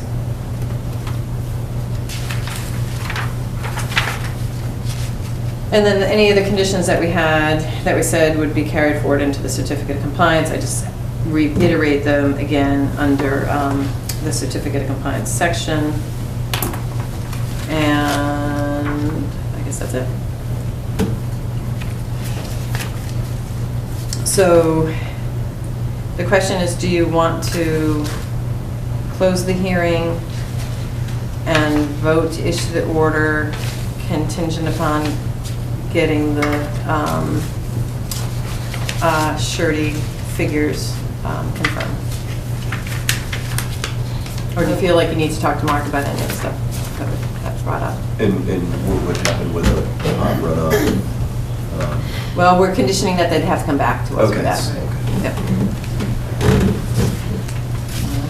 So, should I make that motion? Yes. Okay. I make a motion that we issue the order of conditions as we've just discussed, with the contingencies also that we discussed, such as some further work to reduce the impact of the roof runoff and a few of the other things. Second. Oh, and having the surety escrow amounts confirmed. And having the surety escrow amounts confirmed. Second. All in favor? Okay.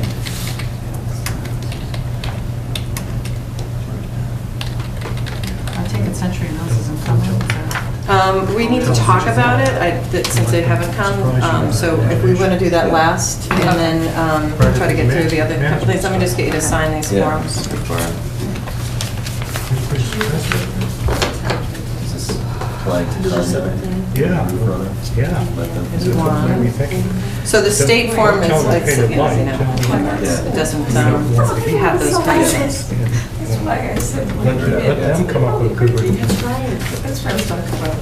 I certainly don't know that much about civil It's the first I ever engineering. heard that they were painting roofs white in Europe. Seems like a great idea. I'm sorry? The painting what, the roofs white in Oh, yeah, Europe. a lot of big cities. Is that for the runoff and? To reduce the amount of Heat in heat the effect, building? heat island effect, like cities get really hot. Oh, right, So yeah. they're trying to like green roofs and. Yep.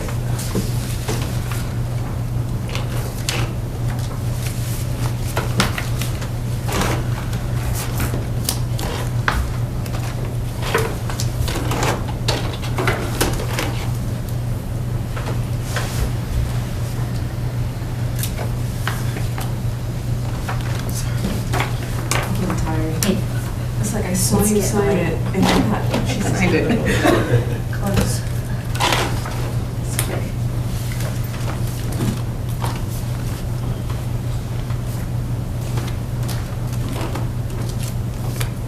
Oh, we did Cody, right? Yep. So just under the wetlands, I don't have asterisks on the other two, and McBreen just sent me their report today, so if you want to push that off, you know, I didn't get it till today, so, I don't feel like, yeah, okay. All right, well, we, 16th might not be any fun either, but. well, I mean, we'll have had time to review it a little bit more. January 6th, okay. Yeah. So, let's see, Petra, do we have to? I don't have anything new on that, so. Okay, So the bylaws, want to do that one? good. Sure. Are we skipping Century Mills Tenants? We're coming back to it because Janet is going to recuse herself from that. Might as well do it. Andy isn't here. I know, she has to, once she recuses herself from the project, she can't participate. I mean, so it's up to you guys, she could leave and then come back, or she could leave and the rest of you could do the rest of the agenda without her.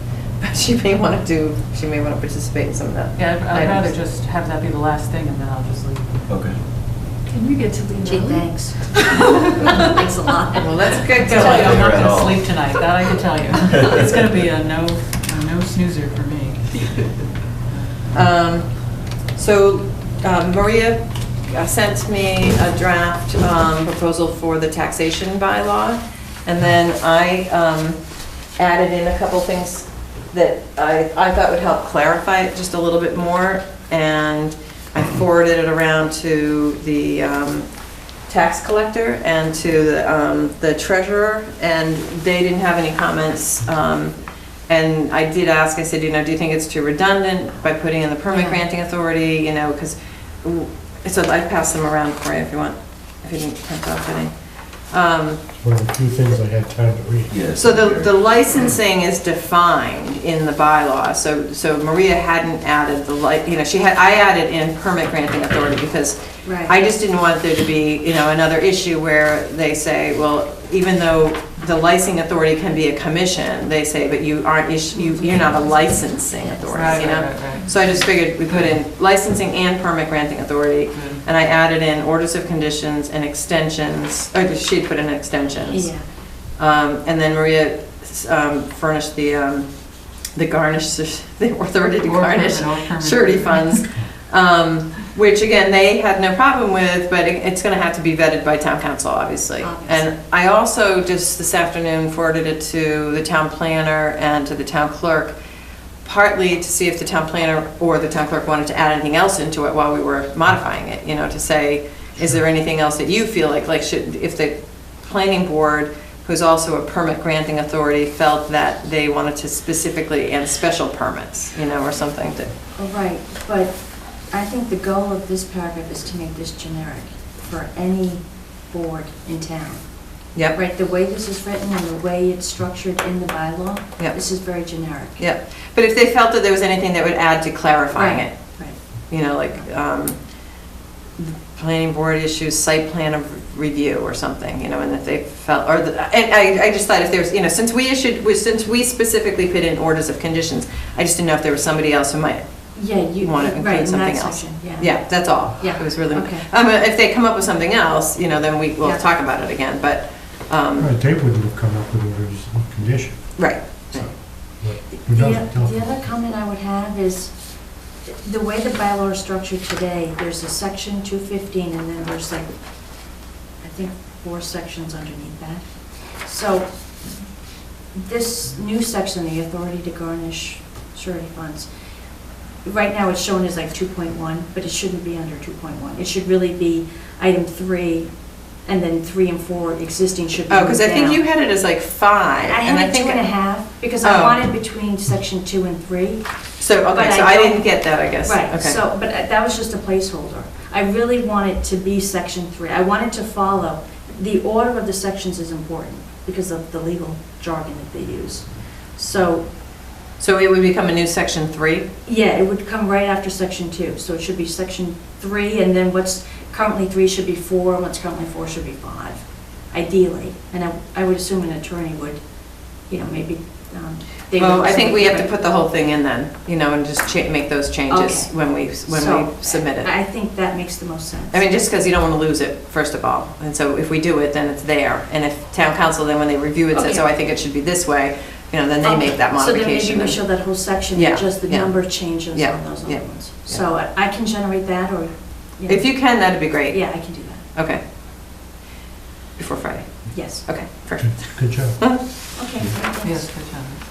I don't, I am very skeptical that this will go Oh, through, really? be voted on. But I think it's worth an effort. It's worth a try to do it. You're skeptical? I don't think it's really changing, it's just clarifying it. Yeah, I don't, Oh, I'm talking about the new section. Oh, yeah, I don't know. At the Yeah. bottom here, too. I would say that, the tax collector indicated that, she would be happy if that, if they were able to do that, but, I don't know either, yeah. But then, why hasn't it already been done? Yeah. So So, somebody take we'll the give it a initiative. try. We'll Yep. see. If we had all the laws we need a lot fewer legislators. But it seems like it's a loophole that we could close. Good. So I think we did budget pretty much, right? Was there anything else on that? I'm just thinking.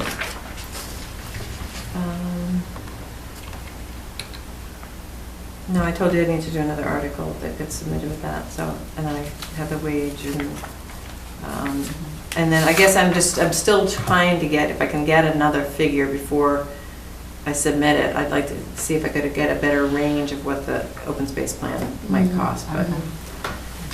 If you get a call back from Audubon, I put a call into them too, I didn't hear back, so, I did say I was in Bolton Conservation Commission, so if you talk to them, they don't have to call me back. Okay, all right. So, off-night meetings is the next one? sure.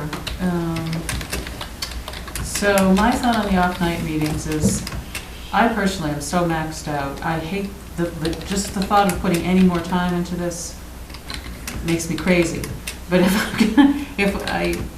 if we're going to do it, I just want to talk about the way to make it the most effective.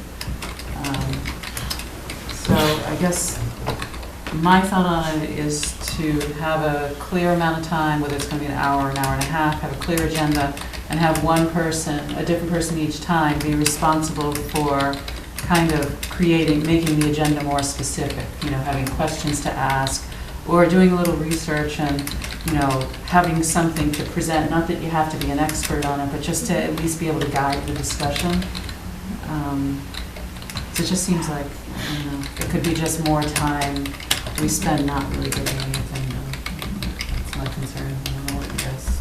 Should we set up, I just keep thinking Google Docs, but, something, maybe just an email where we put the topics that interests us to start, and then we collectively sort of figure out what do we want to address in the next meeting, and then we can figure out who wants to moderate that session. Yeah.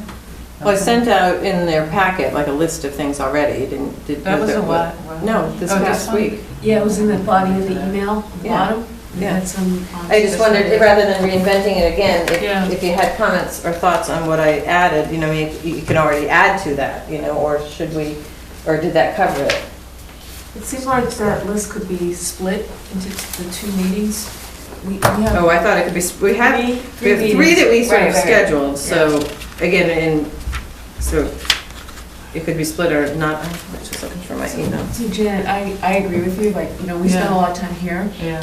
As a new member, I feel like there could be just like an introductory meeting where we sort of organize ourselves, and so that's what I think the meeting is about. And so maybe there are some best practices that maybe the people who've been here longer could just, I just get the sense that we need a little bit more sort of infrastructure type of meeting versus the actual meeting. And so that's my thought, and I'm happy to take whatever piece to help. Does it just seem like a meeting to have a meeting, or? Although I get a little worried when you say, Okay, go off and do research and come back and present. Well, Because it's a, just, I'm not sure how much time that's gonna take. In addition to the meeting. Well, then, what's So- the point of the meeting if it's not Well- going to be structured, I guess? I don't know. Well, maybe we decide on a topic ahead of time, and we just stick to one topic, and we say for an hour and a half. All the things that we never seem to get done because we run out of time now. And maybe with us just meeting and discussing that topic. Are there new regulations or new laws or changes that we need to be aware of? Is that one of the purposes? Yes, and I talked about that last meeting. Is there someone who knows more about it than we do that we can have as a guest speaker that can tell us? Yes, there is. Oh, that circuit rider person, right? Does that give us the kind of structure we want for at least one of them?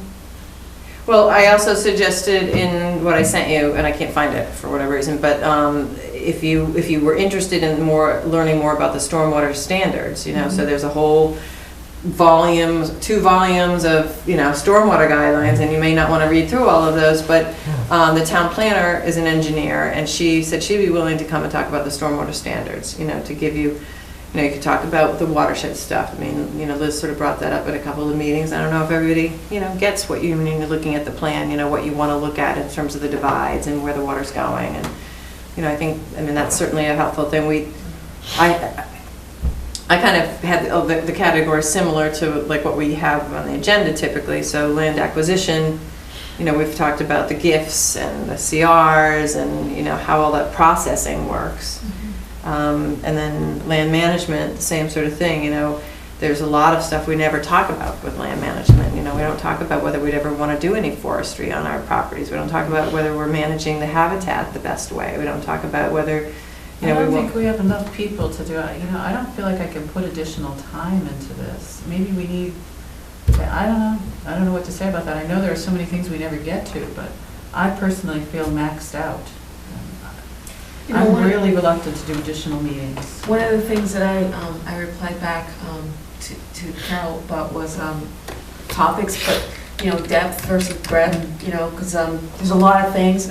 I'll speak for myself. I'm interested in a lot of things. So already I'm like, oh wow, I was kind of going that, and then saying something about the pipeline. Like if I had really had the depth in that, I would have known that didn't apply to us. But it's because I feel like I'm trying to learn everything. But if we decide to organize ourselves in certain ways, then maybe some people will get more depth in a specific piece, and we can have more sort of categories. Not that we all aren't interested in all of these, but if I've already seen that there. You do Century Mills. You do. Everybody has sort of where they've sort of started going, but I'm thinking that during this meeting, maybe we can talk about that kind of how we organize ourselves. There are other ways to do that. Go there first. There are a number of workshops that are full-day, Saturday workshops. So, I don't think it's unreasonable for us to spend a full day every once in a while learning something in depth. It can be with a workshop individually going there, or it could be all of us get together on a Saturday and do something. I don't think that's unreasonable. I don't think either of them is unreasonable. I think what I'm saying is that as a group, as a committee, if any of us specialize in a specific topic, maybe that's more helpful than trying to have more depth in everything. Oh, I agree with that. And that's why I was saying, so- within terms of the meeting, that's why I was saying if we did these extra meetings, maybe it would be good to have one person, take control of that topic. Yeah. And then we kind of each have our specialties. Yeah. So we don't have to be a master of everything because you can't possibly. Right. And so that we could discuss that Yeah. during the meeting. That would be one potential topic for, on the agendas. We Right. discuss that, like, okay, Well, who wants to do what? That's also true across departments, where Erica, our town planner, could come and teach us about stormwater or whatever. She can, and maybe at some point one of us could go to some other department to talk about conservation issues. That's right. Well, we did, just to say, we did have a meeting, I think it was last summer, with the planning board, and the intention was to try to do that maybe quarterly or at least a couple times a year, just to talk about common interests and common projects, because, you don't want to work in the vacuum, and, But there wasn't anything specific scheduled for that discussion. oh, yes, there was. There was? There was a long list of things. The phosphid, changing the regulations, changing the bylaw itself. There were topics about invasive plants and management. There was talks about aquifer. We had a whole list of stuff. I guess what I was imagining is a session that would concentrate on one particular topic rather than You one talking about for session. our meetings or for these sessions, the extra Any sessions? kind of knowledge transfer between departments. Oh. Or from, this is what I'm used to. Okay, and I get that. I was just saying, we did have a meeting, I'm just saying that we did do something, it's Yeah, we not quite did the same something, thing, right. but the idea in that case was different. It was to exchange, communicate on projects that we think that we had joint interest in. Right, but it wasn't, say, taking something that they know very well and having them go into depth on it. Right. For us to become more knowledgeable about.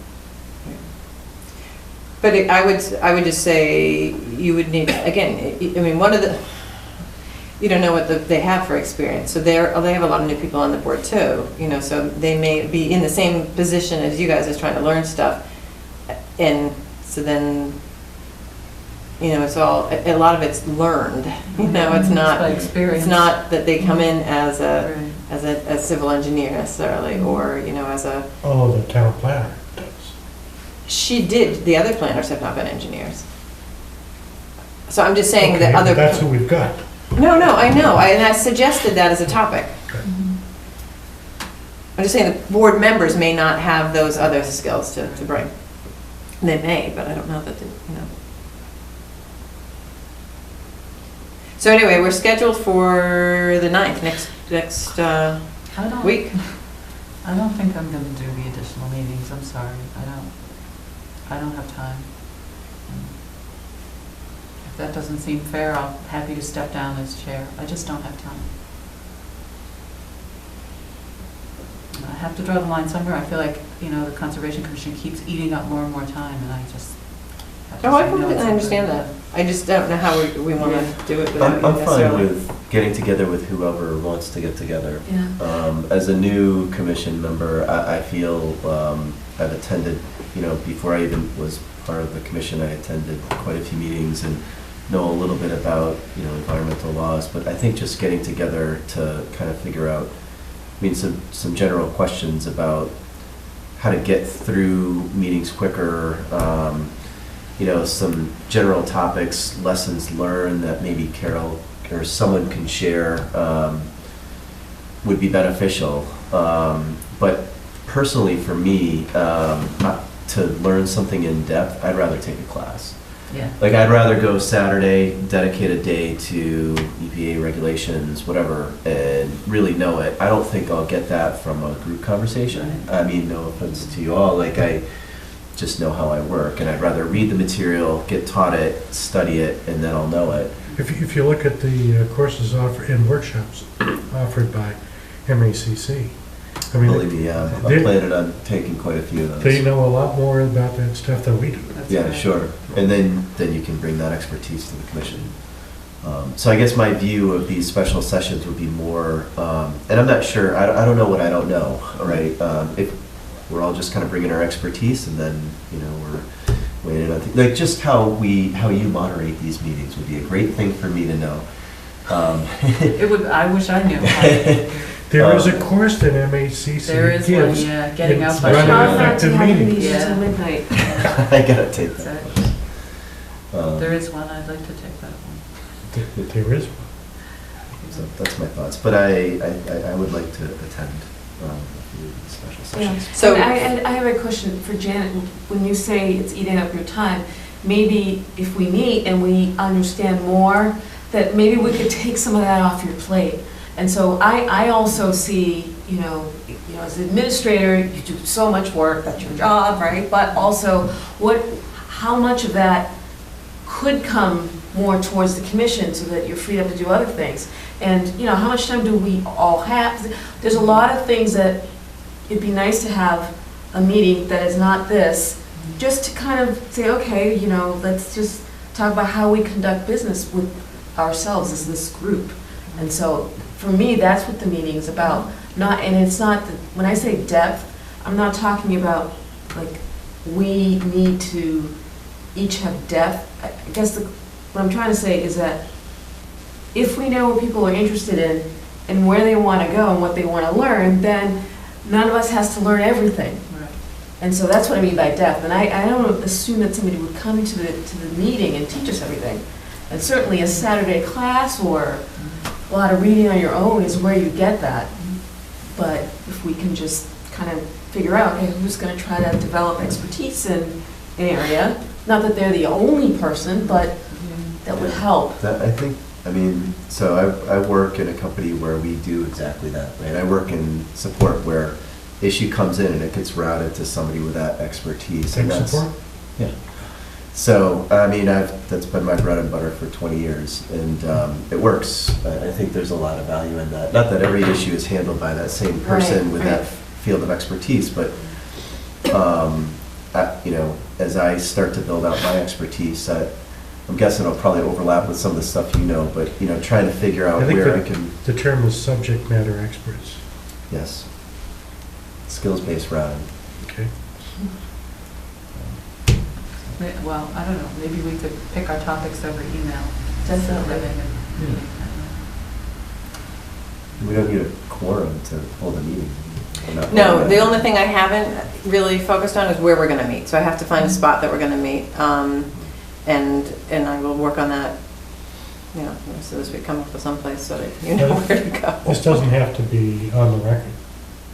No, Teresa has, told me that they are, won't try to like videotape us, we're just doing a work session, so that's fine. So it doesn't have to be someplace where there's cameras? No, it doesn't. It just has to be publicly accessible. So, and we have to announce that we're doing it? Yeah, I have to post an agenda still. If you're going to have a quorum, you still have to post an agenda. It has to post the meeting and have to say where it's going to be. Could it be over like a pizza lunch or something? Yes, it could, but we've scheduled for 8 o'clock, right, because that was the time we kind of came up with. So it could be over a pizza snack. We can't have a working session that's only involving members of the commission? You can't if you have a quorum. Oh, you cannot if you have a quorum? You can have a working session, but you have to post your meeting. You or a town board, you can't just meet, even if it's a work session, whenever you want. If you have a quorum, if you have 4 people present, you have to have it posted. So we could do it in threes.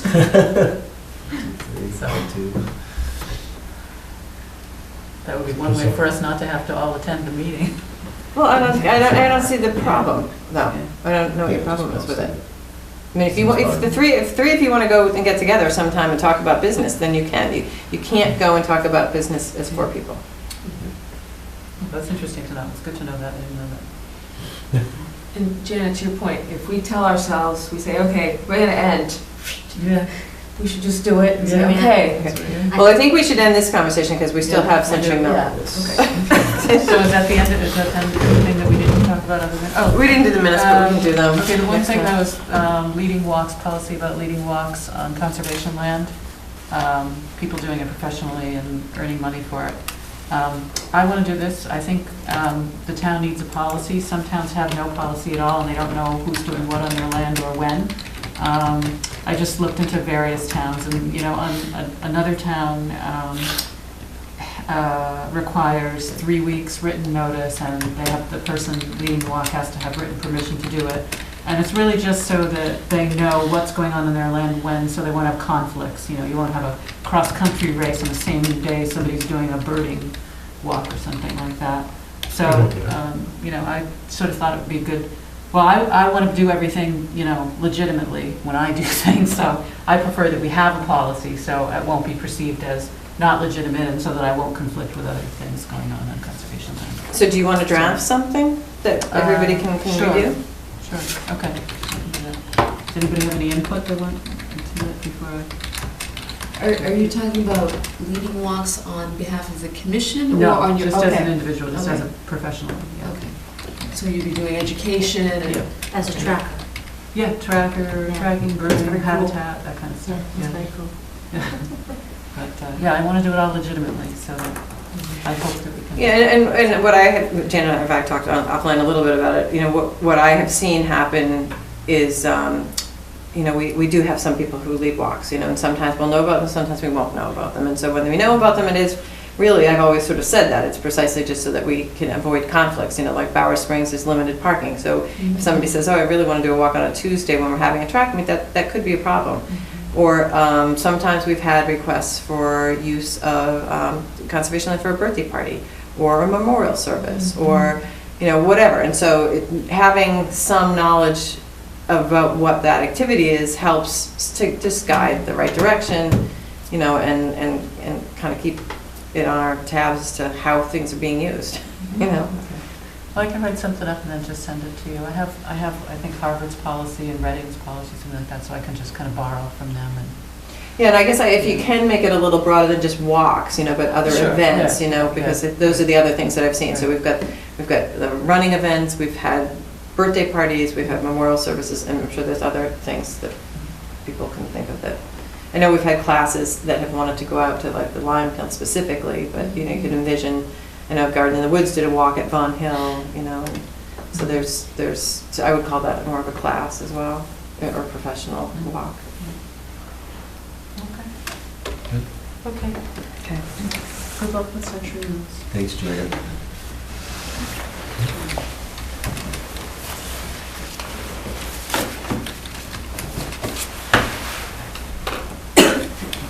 Oh, that's fine. Oh, whose pen was this? I still. That was, oh, that was mine. I It went come around- in we with went mine, around went with the there. group. That's where mine Yeah. went. That's why I had yours. That's all right. Okay. Carry Thanks. two. Bye-bye. See you. Hi.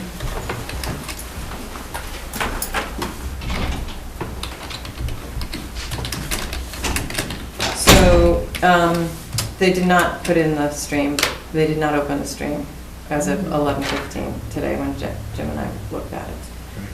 And they were solely working on getting Road C prepared for paving, which they were very anxious to try to do tomorrow. I don't know with the weather change whether they're going to get to that point, but regardless, we gave them until Wednesday last week to open the stream and to move the material. Is this the stream that goes underneath the road? Yeah. Okay. So what we decided at the last meeting, because I forgot you weren't here at the last meeting. At the last meeting, Andy and Alan were here. We told them that we had not had our questions answered on their temporary culvert proposal. And along the shore, we said, it's not going to fly. We want you to open up the stream. And we will consider, after it's opened up, whether or not we think there should be traffic, you know, going over it, whether putting down a steel plate or something like that would be, you know, would protect the interests that we're trying to protect once we open it. So we went there this morning and so they made the point that there was some material that was on the far side of that channel that they wanted to be able to get off. And they said that opening the stream would be like a half a day's work, but they needed some time to be able to move the material off. So we gave them a week. We said Wednesday last week. 11/26. Yep. And, you know, so today I checked it and it's still not done. Is the material moved over? I don't know if all the materials moved over or not. There was definitely active truck tracks in the mud because everything has frozen and thawed and frozen and thawed. So I'll just tell you my recommendation and you can ask questions or tell whatever. But I am going to recommend to you that, one, you use the order of conditions surety money. And you give him the 15 days notice or whatever is required in the conditions, which we talked about tonight in Condyne, which are in the same as his, essentially. That the money that he has put up to button up the site, which we've talked about endlessly, we've talked about this a couple times, not just last meeting, but the meeting before that I think you attended, that we give him notice if it's not done in 14 days that we're going to take the money and do it ourselves.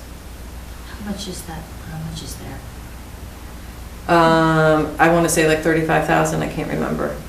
But if it's a half a day's work with an excavator, it shouldn't be that expensive. Yeah, but that's what he said. Yes, I mean, it would cost us more, but I'm saying if there's Yeah. 35,000, I don't think, I mean, I think we You think have. that's enough for us? Well, if you want to wait, I can look through and see what we actually are holding. I think we have more than that. That was just the line item for buttoning up. And that's a guess, that's an approximate. Remember, if you remember, it couldn't, we had a cap, it couldn't be more than a certain amount, and so, we said, anyway, I don't know the exact figure, but I do believe we probably have enough money in that line item to do that work, to open the stream up. And I think, in the meantime, I think they need to immediately cease and desist from driving over the stream channel and within the Aura area there, until they either are going to do that work and that they give us, 48 hours notice or 24 hours notice or whatever, that they're going to actually do it. And we agreed that it can be opened up for that purpose, within this 14-day period. And then if not, we would be able to open it up for ourselves. And I don't think they should be driving over it at this stage. And having looked at it today in the freezing and in the thawing, I'm not that comfortable that we're really we're going to be protecting that area even if we put a steel plate down. I really don't think that there's much care given, to protecting the resource. So, did you actually talk to Andy today? Was he on site? I'm sure he was on site, but not He did over at not Road come A. out? No, Okay. we have a site visit tomorrow. Oh, okay. Do you want a motion? Well, it looks like she had a question, but. Yeah, so, Well, we can have a discussion after the motion. But, go ahead. so my only question is, we're gonna ask him to cease and desist from using Road A. We're going to ask him to cease and desist from using it within the Aura. Okay. So, what's the penalty when he's just going to ignore that? And what's the potential? Every day that if he was to ignore it, every day there'd be a fine. $300? Is it the $300 a Yeah. day thing? Yeah. Okay. That's not as serious a threat as using his surety money to open up the road. Because then he doesn't get that back. And then he can't cross the road. Right, and he can't cross the road. I mean, still is not going to, my recommendation is that he's not going to cross the road even once we open it up, it's not going to be crossed. And it's not going to be crossed at this point going forward, except for to do that work. I haven't quite figured out how you'd condition that, but we'd have to come up with something. Yeah, then it really becomes worth his while to do it himself, rather than put up with that.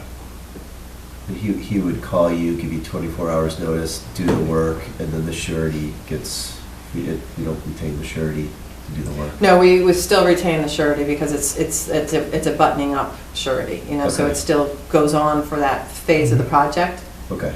Yeah, that doesn't get released until he's finished with really finished with the work in that area. Okay. Because I know he was asking This is for it again a 4 weeks temporary. ago. Yeah, this He's is asking a for something temporary. Until it goes into production. This is putting it back to the original condition because it didn't meet his time frame to put in the culvert which is what's been permitted. I mean, your only other option, which I don't think really gets us to the end as nicely, but you can revoke his order. He has not complied with a lot of the things that we've requested. That's another option that you have on the table, or I'm putting on the table for you. That doesn't really coerce him in any immediate. It doesn't help, sense. because then if you revoke the order, you don't have the provisions in the order to go in and do the work.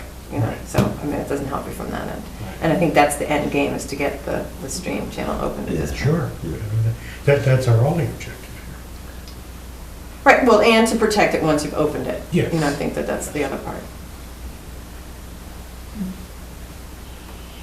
So when you say open it, is the stream running down into that basin and then getting up to the level of the road?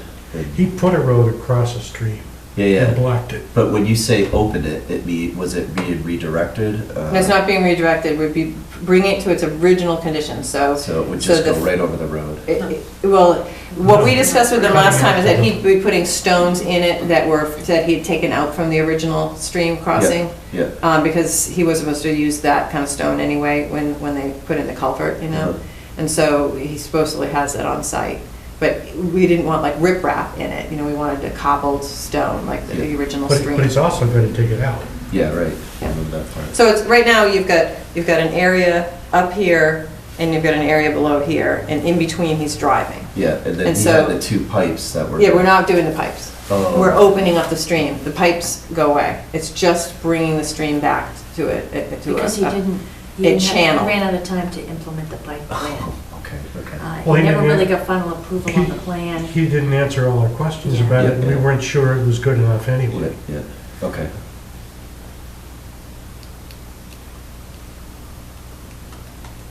I would entertain a motion.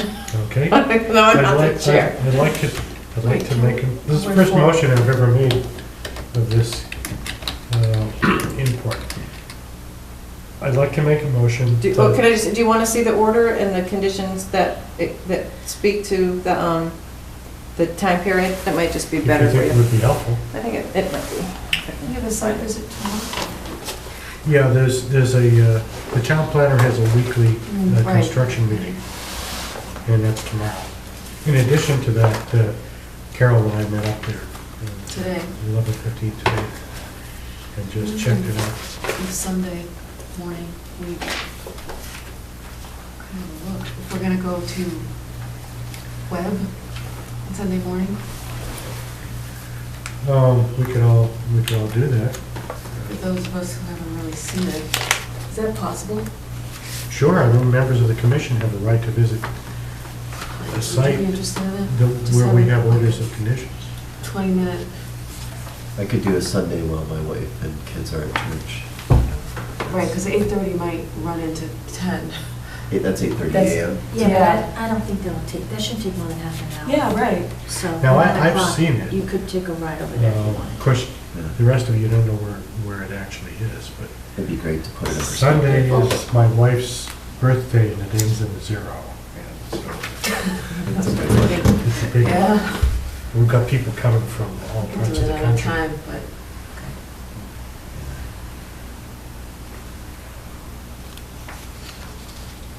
I think we need to make approve the motion before that. Listen, Yeah. I think we need to be clear in the motion about the monetary stuff. So, with the surety fund and the enforcement order, the two of them together. Yeah.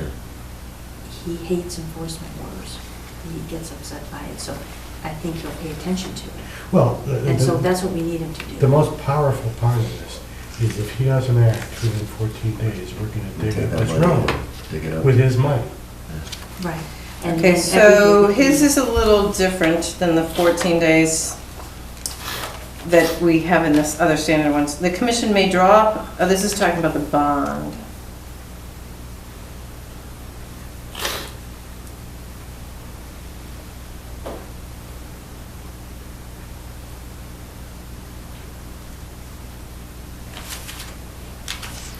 In his case, we had made a provision that he could do a bond, but it had to have all kinds of conditions in it.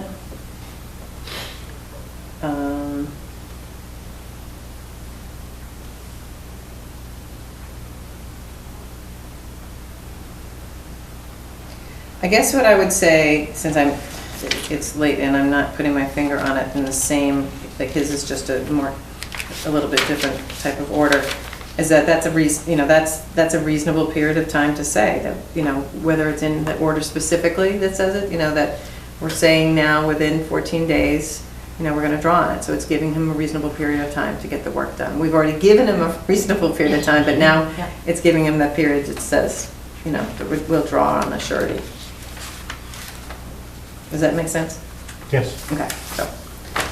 So I move that we notify Century Mill Estates that they have 14 days to restore the operation of the stream on Road A. Otherwise, we will use their surety money to open it up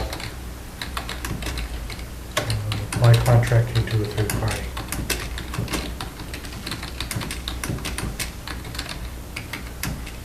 Okay, so I just want to clarify, so 14 days from today, from tomorrow when I tell them? Tonight at this meeting. Oh, might as well be when you deliver the information. Because otherwise you're gonna say, I'm gonna give you 13 and a half days. All right, well, and so we always get to the point, the end date. So the end date being 14 days, the end date being the end of work on Wednesday, December Is it 17th? 17th. 14 business days, is it? Or 14? 14. 14 days. He works Saturdays. Is the plan that he would come to a meeting? I don't think No. that's necessary, and I don't think we need a meeting to take the next step. I think we're authorizing that So I'm just saying, by this meeting. you know, we meet on the 16th. But I don't think that's required for the next step. Okay. Well, you could say by 5 o'clock on the 16th if you want. I mean, it's 13 days. Oh. So that's It's fine. fine if you want to. It's fine. Jim has to do that. I just wonder if by the next meeting, we'll know if he's actually complied, right? And we can discuss it And and then if figure he's out the not, next it's like, oh, he steps. has one more day. Otherwise, we're waiting another 2 weeks. Yeah, okay, so 5 Right. PM on Tuesday, the 16th. Yeah.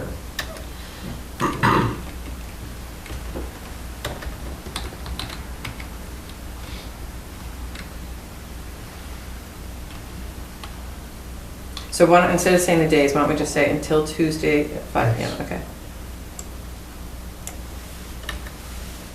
And I would just also just maybe clarify that it's to restore to the original condition, operation and original condition.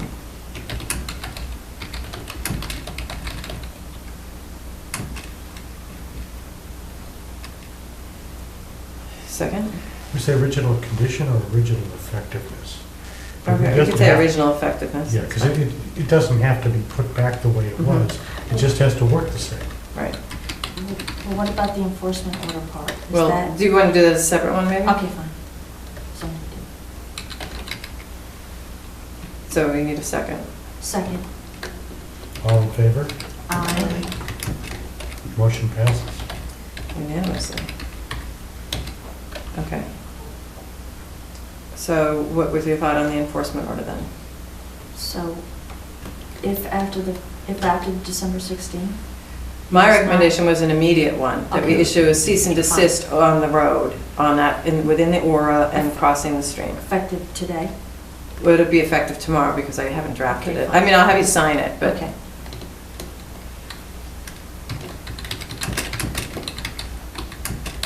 So do you want to make a motion? Do I have to make this one Anybody, too? somebody. I'll make a motion to issue an enforcement order effective tomorrow, December 3, to cease and desist all work on Road A, crossing within the Aura And the stream. and the street. Okay. Cease and desist road and Aura and stream. Until such time as... Well, and so I would say, and then with conditions, and the conditions, I'm going to just make a recommendation. So with some conditions, the conditions being, that he notifies that he's received, like we have kind of have a boilerplate of conditions that we usually ask that they notify us that they've received it and they're going to comply, within 24 hours. Okay. We have, and then there's some other sort of standard ones. And they'll notify the contractors and blah, blah, blah, So, and I was going to say, in this case, I think what we had them do the last time was to put up orange snow fence. So I think the orange snow fence should be established at the outside edge of the aura, so. Okay.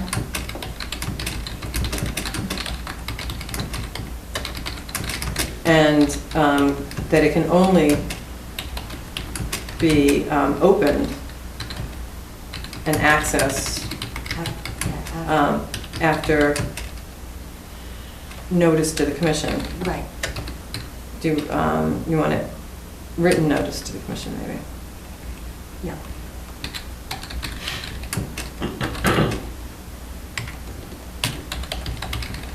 And do you want to give a 24-hour period or 48-hour period, or?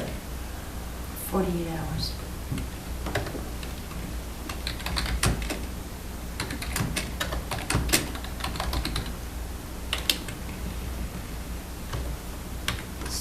That they're going to restore the stream, right?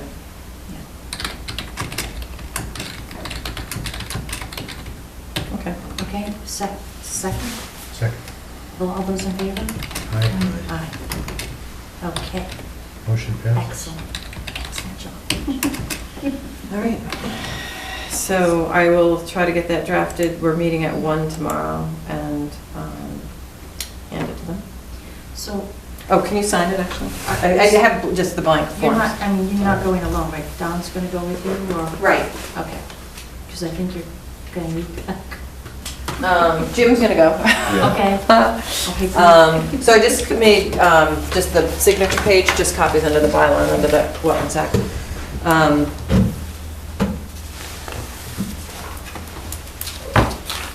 Yeah, our town engineer should be there.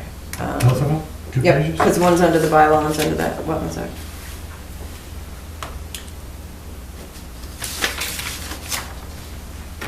And the other one will be a letter, you know, so I will draft it as a letter that we're gonna be And taking. return receipt, and you're going Yeah. to do official, so that he can't say that he didn't get it.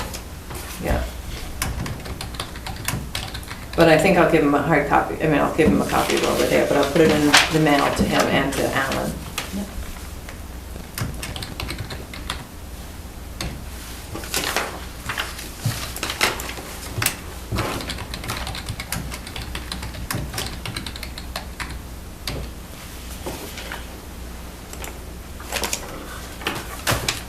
Did you ever hear back from Brandon about the plan that they were trying to? He did send some comments, like the next day or something, and they were, I didn't spend a lot of time on it because we had already made a decision, but they were, I still felt somewhat general and didn't answer very effectively the things that the Natural Heritage had asked, like how are you, Yeah. I forget exactly the wording, but how are you helping, you know, the endangered species with this proposal? I don't think he really answered that kind of thing. He really just said, again, what they were doing. So what was the, I guess I could watch the video, but what was his response to you guys saying you just need to open up the stream? You saw what's only happening? He agreed to He do was- it. He agreed to do it. Not immediately. I mean, we worked through it So if he for a opens while. up the stream, then he puts a big steel. Well, not at this bridge? point, he's not going to be able to do that. Yeah, yeah, but But originally, well, what we said was that we'd take a look at it once it was open, and how we would could think people about drive it. over it though? Well, if we thought that it would work okay to have a steel plate over it, then we would allow Yeah. it conditionally, like maybe through only the winter season, like when things Right. were frozen. Yeah. But the way the winter's right now starting off, it freezes and it thaws, and Yeah. it really could be the same throughout a good chunk of the winter. Yeah, Now, also, he had some material on one side that he needed to move to the other side, and he said that would only take him a couple of days, and he could move that. Once he does that, he can access either, he can do it from either of 2 sides. to open it up. To do any work on either side that he wants to. Oh, okay. Once he's got the material there. The problem is that material was moved by basically off-road trucks that couldn't go around. So they had to go across it to move it. Okay. But he should have done that by now, Yeah, and so he should be all set. Well, if not, it's gonna have to go around, Yeah. and he'll have to use trucks that have license plates. Are we getting very close to being adjourned? I assumed we were 11 o'clock. Terry, we're adjourned.